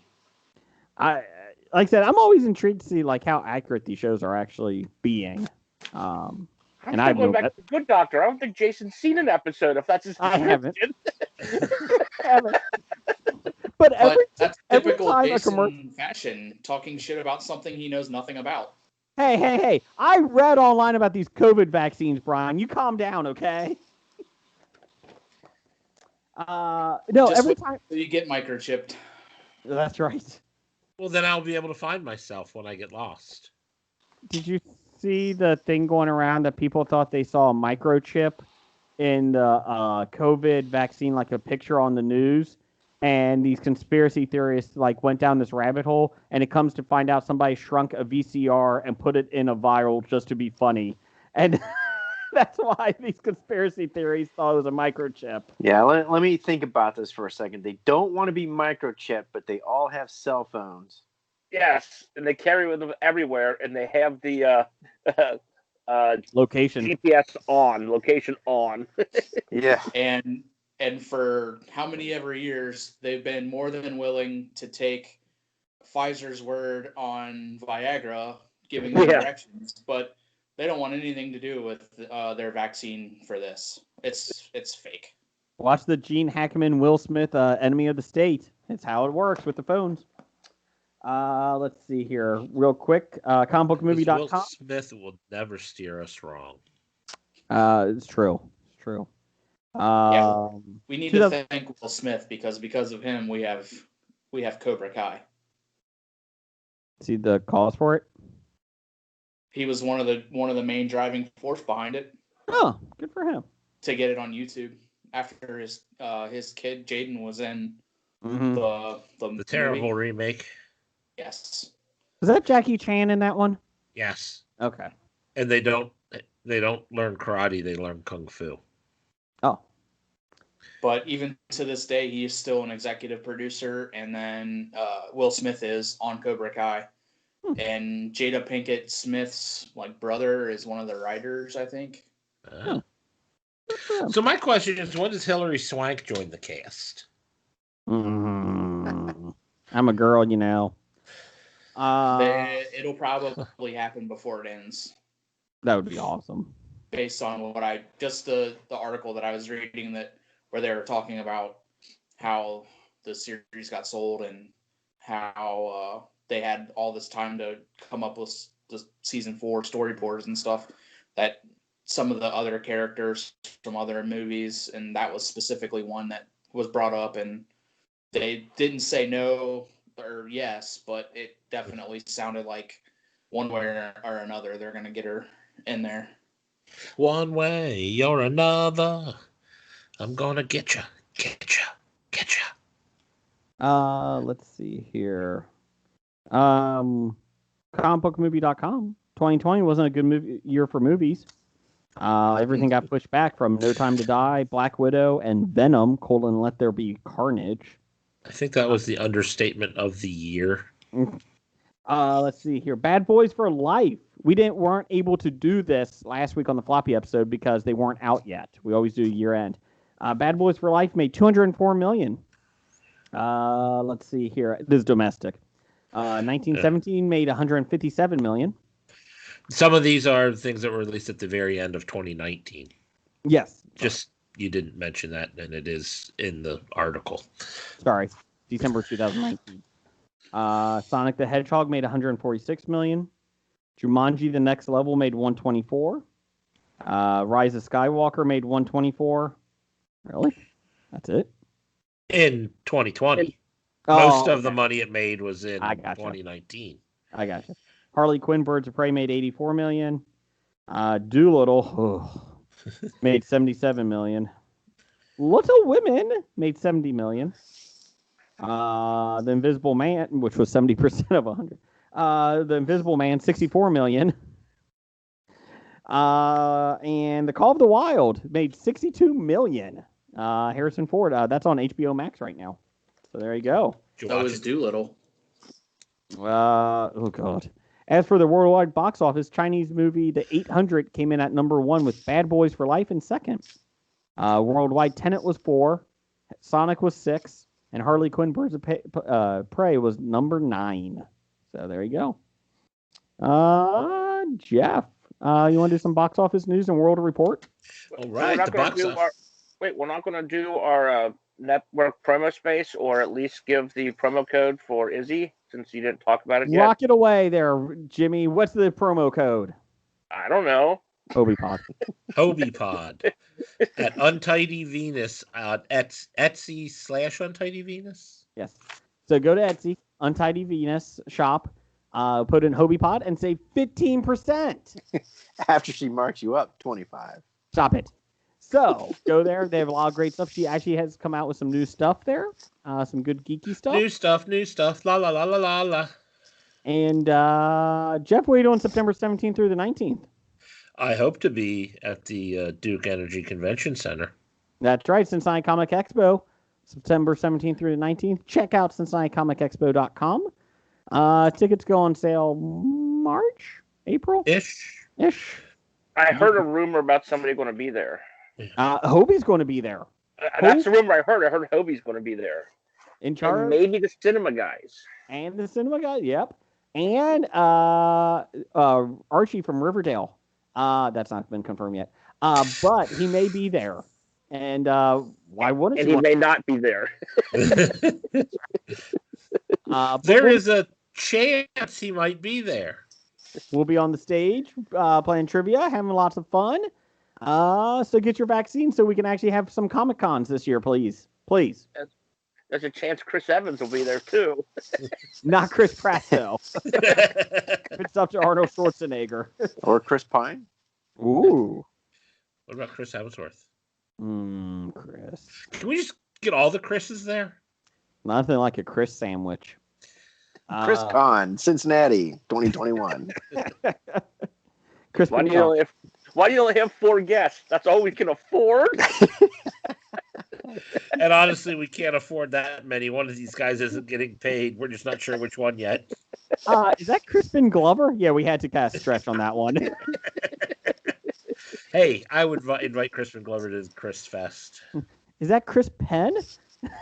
He's dead. The corpse of Chris Penn? The corpse of Chris Penn. There you go. Are you sure he's dead? Because I heard Tanya Roberts is dead too, but I don't believe that. Oh my goodness. Jeff, do some box office news world report. Oh yes, I was starting that. Wonder Woman 1984 made $5.5 million, a total of $28.5 million on a $200 million budget. The Croods: A New Age made $2.2 million, a total of $34.5 million on a $65 million budget. News of the World made $1.7 million, a total of $5.4 million on a budget of $38 million. Monster Hunter made $1.25 million, a total of $5.5 million on a $60 million budget. And Fatal made $700,000, a total of $3 million on an unknown budget. I'm just excited that at least for 4 of the movies, I got to talk about incomes of over $1 million. It is nice. It is nice. They were talking about how Wonder Woman was a failure at the box office. Go fuck yourself. What the fuck do you want them to say? It's made $28 million for a movie that you can watch on television. Yeah. I think that's a rousing success.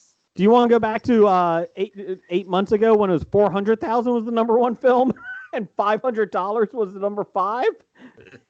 Hobie was $499 away from beating it, being in the top 5. There was that one film that set the record for the lowest amount to lead the box office for a week. Yeah, because they sold 2 tickets. Yeah. So go fuck yourselves. It got to the point that we were doing drive-in movie theaters and totals. Yeah, there was an interesting article about Wonder Woman 1984 and talking about how they were perplexed at how they got such a negative word of mouth, on social media and everything else, and they coupled that with the release at home versus the movies.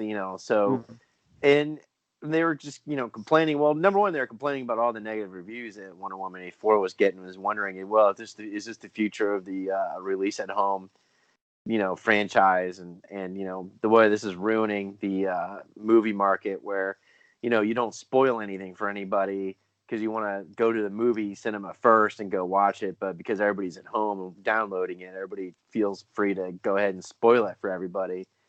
And I thought, well, I'll put my own little twist on it. How about the fact that when you go to a movie, you're making a one-time transaction of $10-15 for something in big anticipation. And so I guess that's a little bit respected.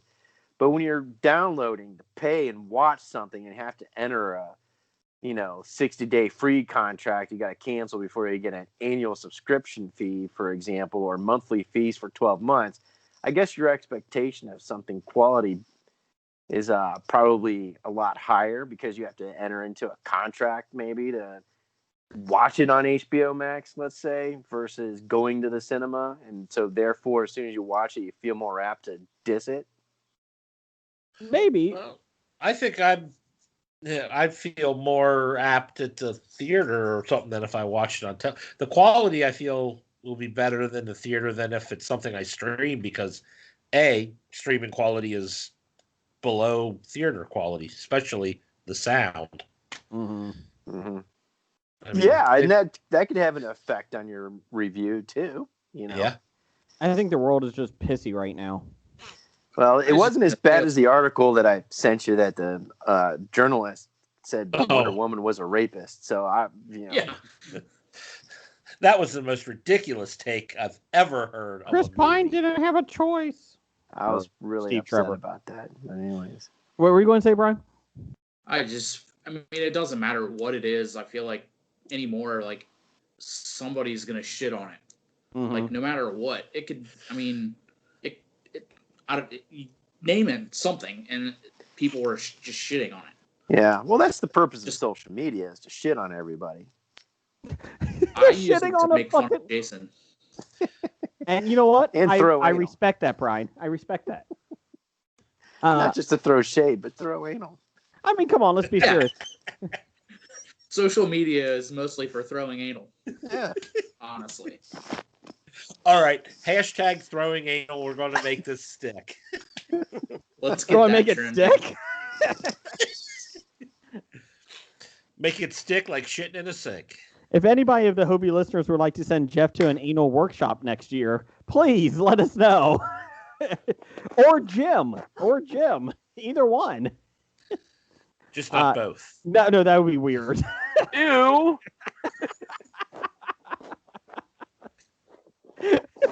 Are you guys related? Well, you forget Jim's old intro. No, he is a power bottom. I am the power bottom. There you go. Jeff, what do we got upcoming?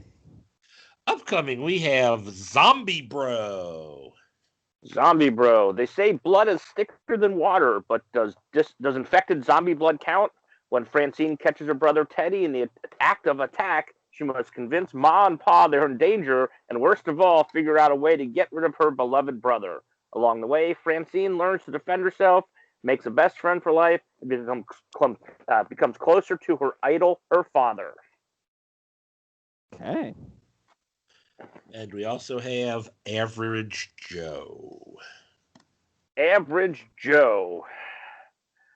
Let's see. The plot is unknown at this time.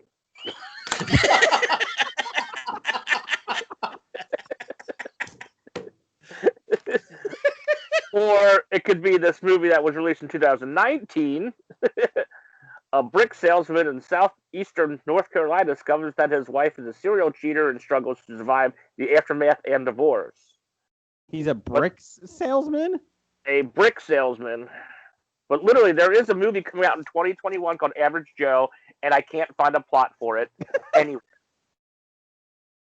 I'm going with that, Jim. The plot is Brick unknown. salesman. I like that. You could go with the 2011 Average Joe on the Raw. What? Or maybe it's just a re-release of Dodgeball, True Yeah. Underdog Story. I almost read the Dodgeball. With Steve the Pirate. We had a pirate? Who?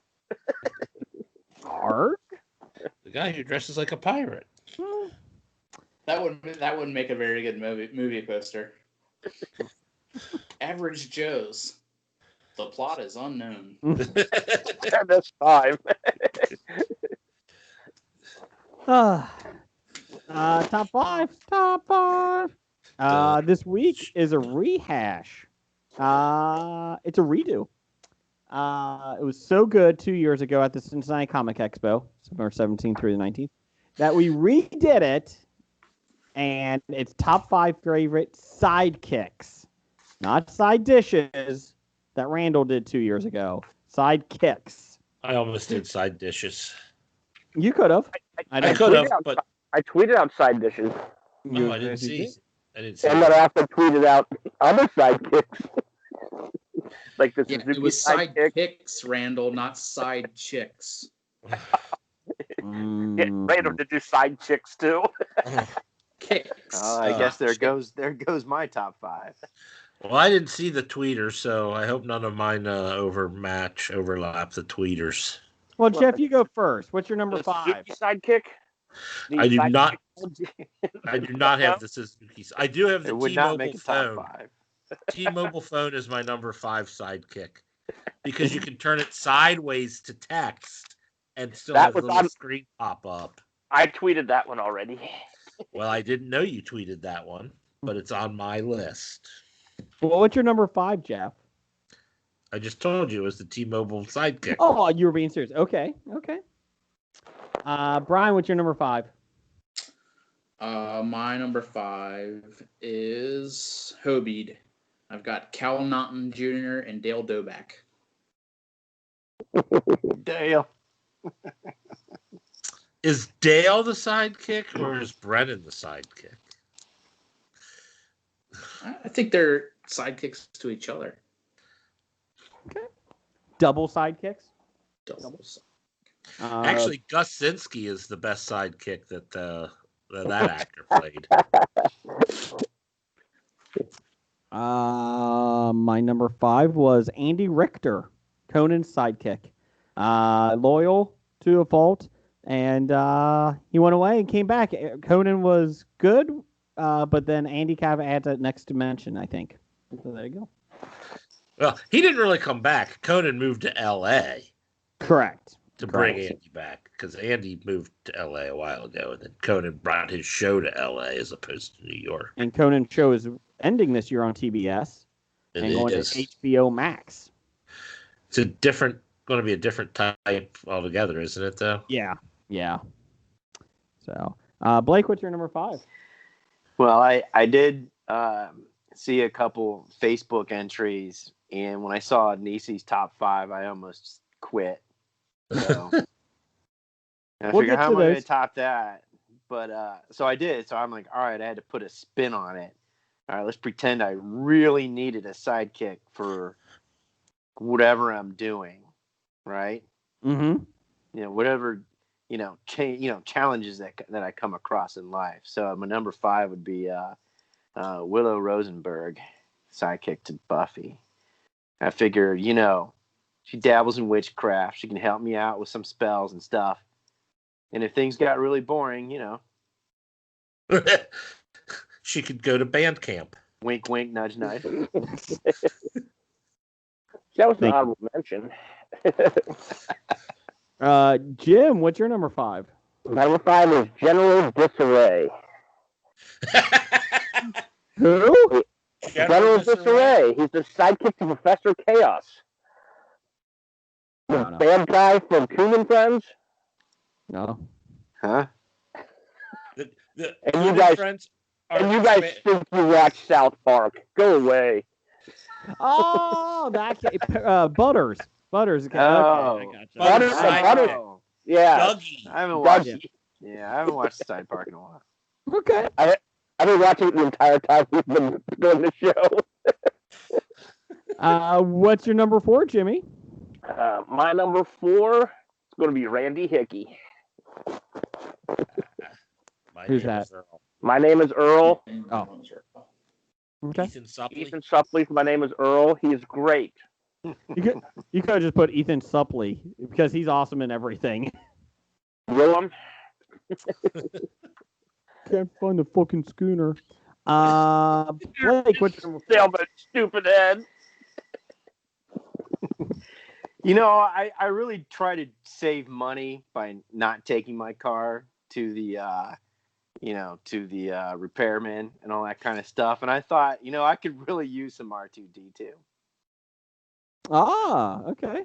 It'd be a great sidekick, especially when I'm in the garage. Well, Especially Blake, if you owned a Suzuki Sidekick, because that's always in the I mean- in the shop. I mean, he could just plug into it and fix everything for me.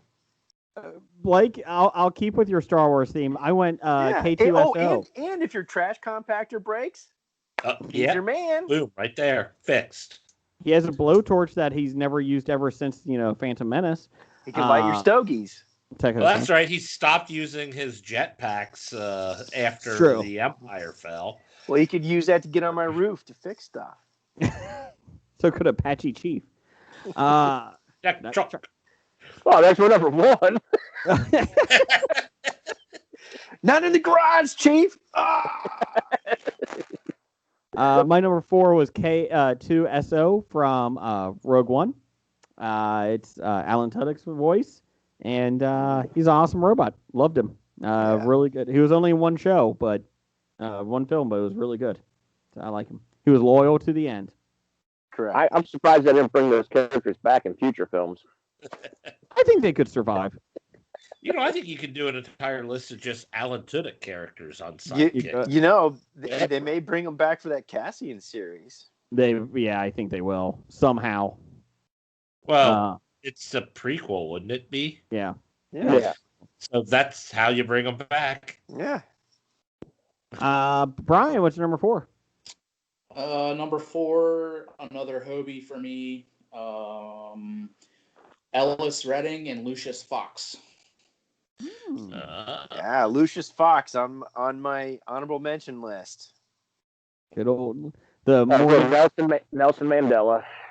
Morgan Freeman one. Yes, Yep. the Morgan Freeman one. Somebody will just want In to watch both it. of the movies. For those both of movies. them. I got it. I know. So Nelson Mandela was what, the sidekick to Africa. Apartheid. oh wow. Part-time. No, I was gonna say Diesel. the sidekick to Matt Damon's character in Evictus. Yes. Jim, get out. Send your complaints too. Jeff, what's your number 4? Nicolette Hobie. My number 4 sidekick is the Leatherman multi-tool sidekick. I have one. It is a good sidekick. Get out. That was also one of them I tweeted. Well, I didn't see your tweeters. Are you sure? I'm positive. I wasn't on Twitter all day. What's your number 3?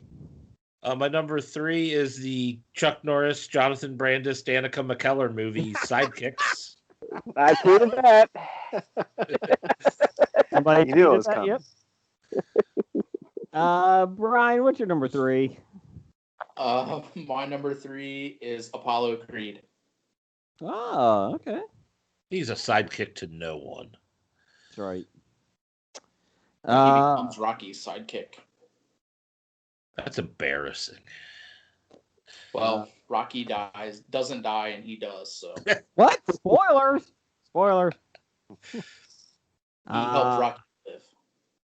Let's see. My number 3 is Hit Girl from Kick-Ass movies. Love Hit Girl. Pretty good sidekick. I don't know if you want to deal with a preteen girl. They're pretty tough to deal with, Jason. She kicks some ass. I love her character. And that's not even her name. Kick ass. That's right. It isn't. It's Hit Girl. Blake, whatever her name is. Number 3. Number 3, when I'm traipsing about town and visit Dana Gardens, there are a lot of people that, want to beat me up or shoot me or kill me. Or, I make a lot of enemies over the years. But who else than Braun to cover my ass? from Game of Thrones. Number 3. Did Jim just eat the phone? Yeah, What? Jim, you're too close.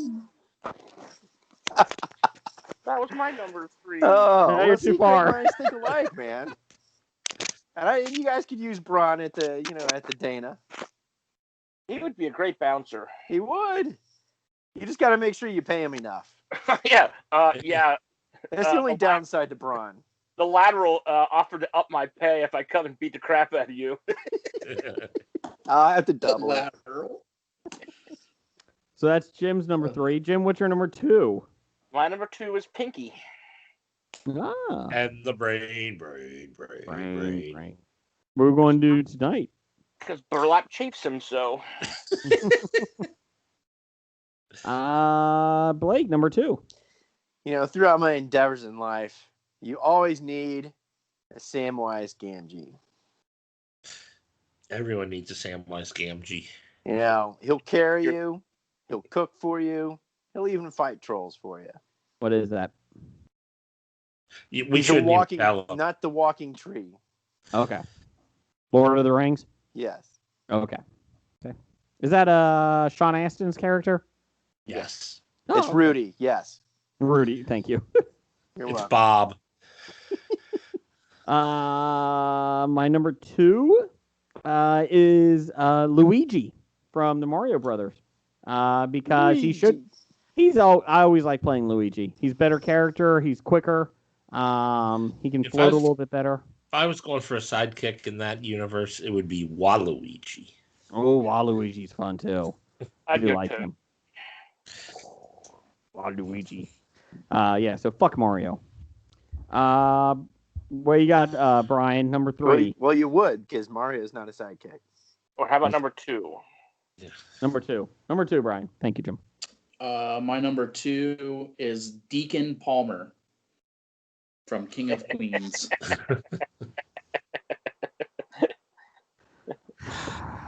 Well, he is the best part of that show, I guess.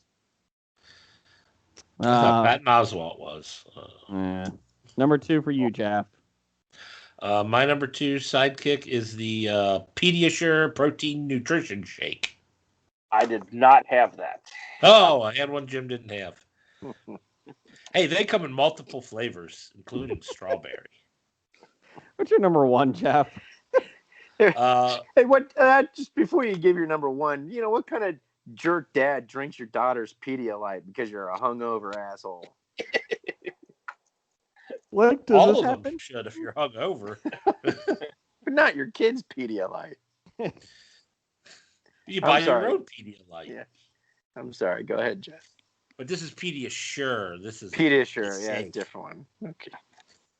My number 1 is 2 ounces of cognac, 3/4 ounce of triple sec, an ounce of lime, or an ounce of orange juice, and a half ounce of lime juice. No, it's a sidekick. Oh. Have you ever had a sidekick? No, but I imagine with putting all those flavors together, and it has alcohol in it, so that beats everything else on my list. There you go. First drink I buy you when we're both back at the DG. There you go. There you go. Jim, write it down. Brian, I'm not making sidekicks. you're gonna get a blue moon. All right, as long as I get the orange slice, that's my vitamin C. And it'll still have the sticker on it. It's even better. Those are edible. That way I know it's fresh. Little behind the scenes humor from Dano's for you guys. Listen to the Dana's podcast on the Hobie Network. It's Dana's Gardens Bar podcast. It's on after Stump. The political podcast. Let's see. You can find it on Parler. What's your number 1? That was my number 1. Oh, sorry. Brian, what's your number 1? My number 1 is Dwight Schrute. That's a good one. That's a good one. I thought about him, but he did try to stab Michael in the back a lot. He would always try to take your position. But those are the best sidekicks, or at least the most entertaining ones. But then when you catch him doing it, he has to do your laundry. It's true. You could always put a stapler in Jello. Let's see here. My number one is loyal to a fault. He's funny, good sidekick. Barney Fife from Mayberry. Yep, it's Andy Not Griffith. all that show. loyal. He left the show before it ended. And if you get into a shootout, he's no good to you. Yeah, he only has one bullet, Neither is Andy Griffith. and it's in his pocket. Andy doesn't even have a gun. He's better than He doesn't Andy. need one. Barney Fife, man. I love Barney Fife. Wouldn't it be more of a hindrance to you than a good sidekick? Well, here's the thing. They're making a prequel series about Barney Fife, and the reason he only has one bullet is that he usually uses them all, and he went on a murder spree before he came to Mayberry. So it's a dark prequel they're coming out with. He's the reason why they're outlawing multi-capacity magazines. And B, I don't want your paws. Stop asking. Number one for you, Blake. My number one for me, I super hobied it, man. What better sidekick than any Bond girl? Well, Every Bond girl. Even Every Dr. Bond Christmas? girl. Even Dr. And- Christmas. And you know the best part is? Even Dr. Christmas. Yeah, even Dr. Christmas. And you know what the best part is? They're always coming and going. From this moment on. This moment. Jim, what's your number one? Oh, I think it has to be what Theo from Million Little Things. I'm kidding. That fucking brat. It's not. My number Jeez, one oh, is jeez. Burton Guster. From what? Psych. Oh, okay. I thought you really were going to go with Theo. I was going to have words with you. He went for the other James Roday show. Yes. Yeah. I really enjoy half my list that Jason doesn't even know who they are. Yeah. And that's okay, Jim. That's okay. As long as you don't put Theo on there. That fucking brat. He's not a sidekick. He's a star. How come he couldn't get hit by the car? Jesus. I hope Theo develops a drinking problem this season. At 12. At 11. He's addicted to porn and watching and drinking. That fucking character. God. Yeah, because Barney Fife is better.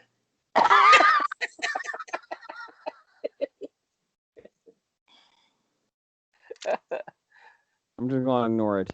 I'm going to take the high road, Ryan. I had a Quibi joke ready to go, but I kept the high road here. I kept it. Well, All I'm last saying. year you took the low road, and I took the high road. So this year, I'm taking the low road, and you can take the high road. That's fine. I just missed the fax machine. It's his New Year's Hobie resolution. So Yeah, that fax machine's never coming back. Man. It got office. It got office spaced. So brutal. Before we get to honorable mentions, let's go through some fans, listener I ones. put some honorable mentions for fun. I'll only read them if they're not covered by the fans. That's what I was doing. Okay. Steve from EILFM. Also, I'll be on Steve's show and Steve and Izzy's show in March when we do the comedy Passion of the Christ. Let's see And you'll here. be throwing anal. Yeah. Passion of the Christ. Yes. Wow. Are you going to tell him how many times Jesus was whipped? 274. We counted. We did. Stop. What was it, like Overtaking. 11 was the over-under? Yes. No, I think we even got up into the 70s for over-under, and it was, Should we it stop was counting? ridiculous. Should we stop counting? No, I'm kind of intrigued to see how many times they whip him. Well, we weren't quite sure how we count, like, the, Cat O' Nine Tails whip. Is that 9 separate whips or one whip? You know, Multiples fun of fact about 9. that film from IMDb trivia is that Jim Caviezel actually died and was resurrected 3 days later. Kind of very interesting. Very Because interesting. Well, because he is Unlike his He is a career. method actor. he's a method actor, and he actually said, "No, really whip me." Give me those nails. Let's see here. Jack Burton from Big Trouble in Little China. How is Steve- Jack Burton a sidekick? I don't know. He's the main character. He's the main character. That's what I was going to say. Whose Chewie. list is this? Steve from EILFM. Chewie from Star Wars. The Actually, Han is his sidekick. the genie in Aladdin. Morty from Rick and Morty. Harry Potter as Hermione's sidekick because she's the real star of that franchise. Let's see here. If I was picking Aladdin, I'd pick Iago. He was a cooler sidekick. I like this one. Brian Auer had Agent 99 from Get Smart. Love me some Get Smart. Anne Hathaway. No. Brain from Inspector Gadget. Rue, Sharuk, Kodu, and Podu from Beastmaster. Polly from Shipwreck. And Chewbacca. He didn't say what film Chewbacca's from, though. I don't know. Nisi. She had a good one. I don't think Polly is from Shipwreck. I think Polly is Shipwreck's sidekick. Sorry, I thought he was going through movies. Shipwreck from G.I. Joe. My bad. My bad. Shipwreck's pirate or parrot. My bad. Anyway, Nisi had that makes his list more fun for me. I like his list a lot now. Nisi had Snowman to Bandit, Hit Girl to Kick Ass, Garth to Wayne, Mini Me to Dr. Evil, and Jay to Silent Bob. Snoochie Boochies. Like Snoochie Boochies. Snoochie Boochies. Let's see here. Jason Foley, he had a couple. He had the drunk boat captain to the Archer in the Fellowship of the Rings. I think does he have the right sidekick? He's calling Jack Sparrow the sidekick in that. I don't know. He said the drunk boat captain to the Archer in the Fellowship. Yeah, Orlando Bloom was the Archer from the Fellowship. And I got it now. I got you. See what he's doing there? Yeah. Well, technically, Orlando Bloom was supposed to be the main star of that series. Technically.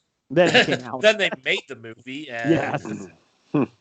The scoundrel to the whiny kid that eventually trusted his instincts and blew up not a moon. Oh, Han Solo. And the dad from Family Matters to the detective in the #1 Christmas movie. Oh, nice. I like that one. Let's see here. We got a couple other ones we'll get through here. Doug, #1 fan, had #5, Jason. #4, Blake. This is the best list. #3, Scab Jeff. #2, Jeff. #1, Jim. Yes. What the Does fuck? he? Doesn't he Well, put you're his the own star. son? You're the We're all star, your Brian. sidekick. Oh, I get it now. Awesome. His son is the star of the show. Thanks, Dad.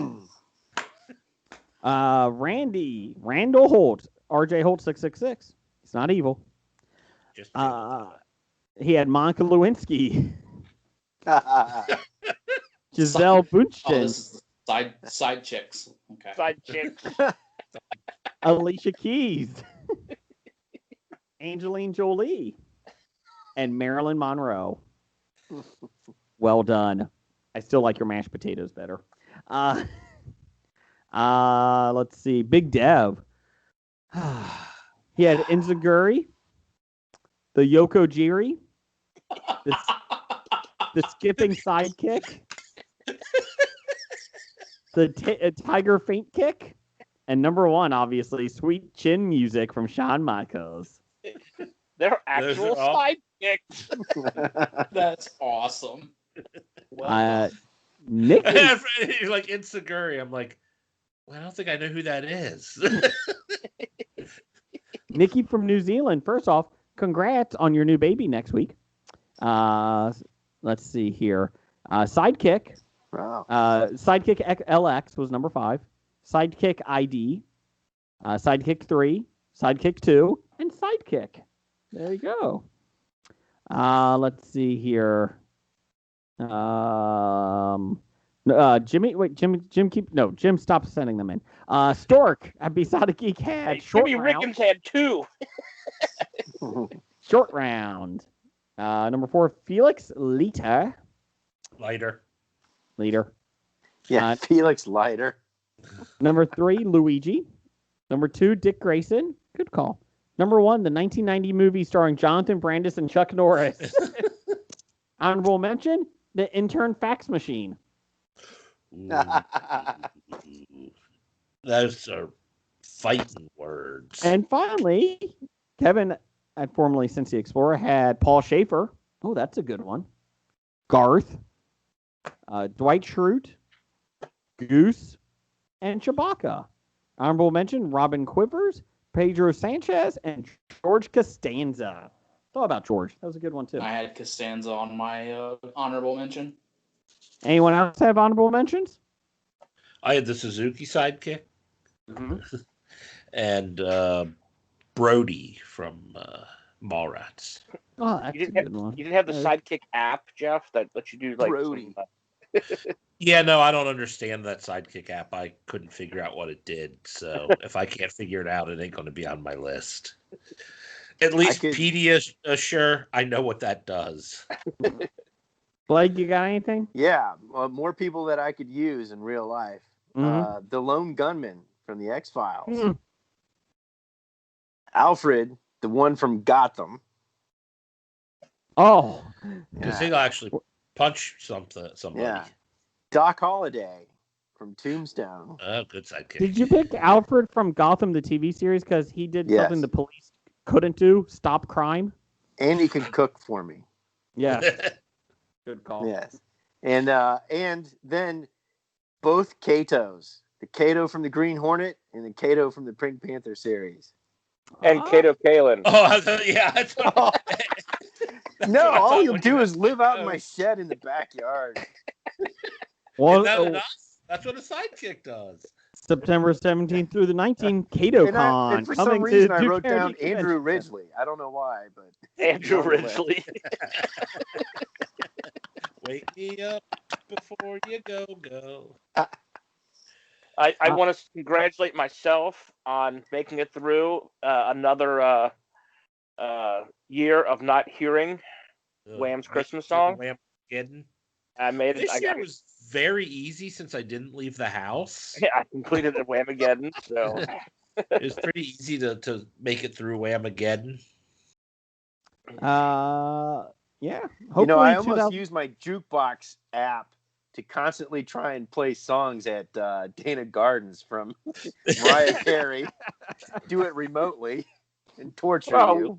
It was nice enough that we had a few people there for a private party for New Year's, and the one girl kept on playing the song.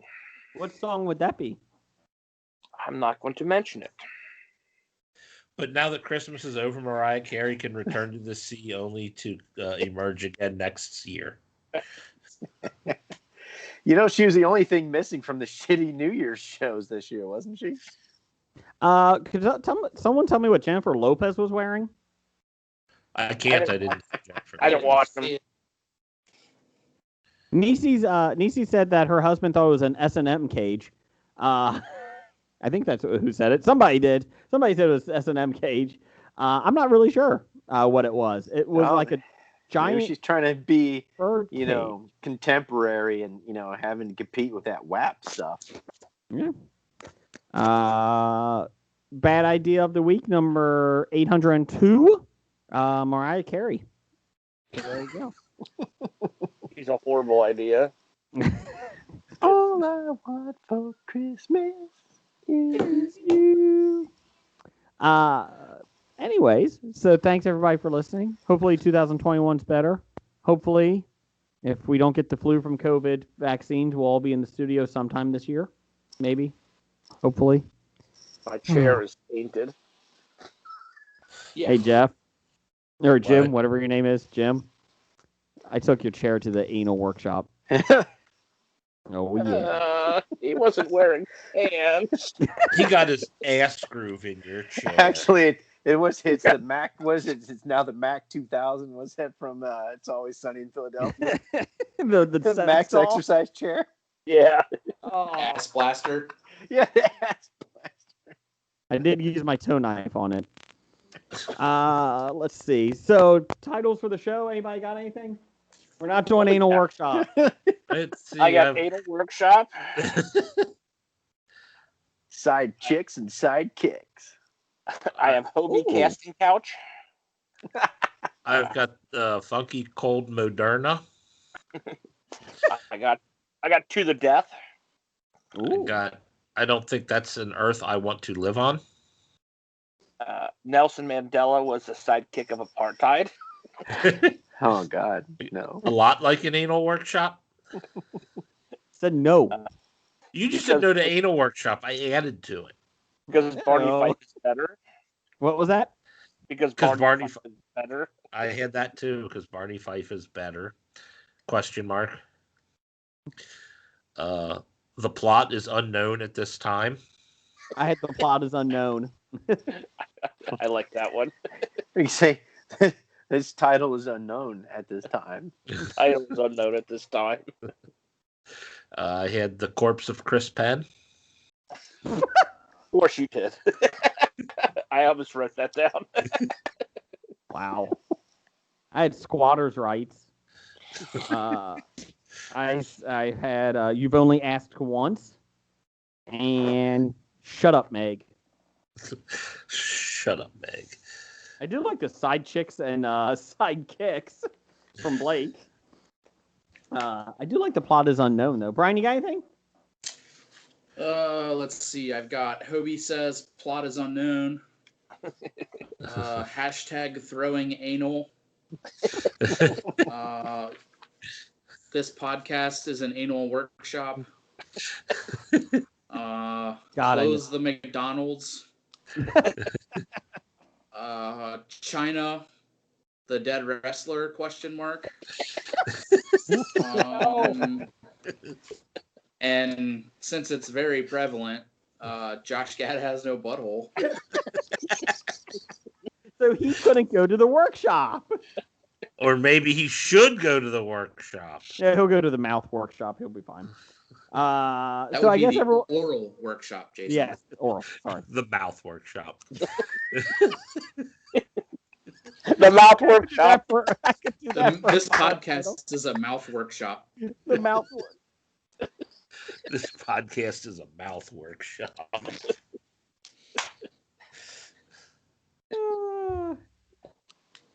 Okay, so where are we going with? The plot is plot unknown. is unknown at this time. This time. At this time. At this time. Okay. Thanks everybody for listening. And, Or anal workshop. Stop it. We'll be back next Oral week. workshop. Stop it. Roger says goodbye. Goodbye. Workshop. Bye.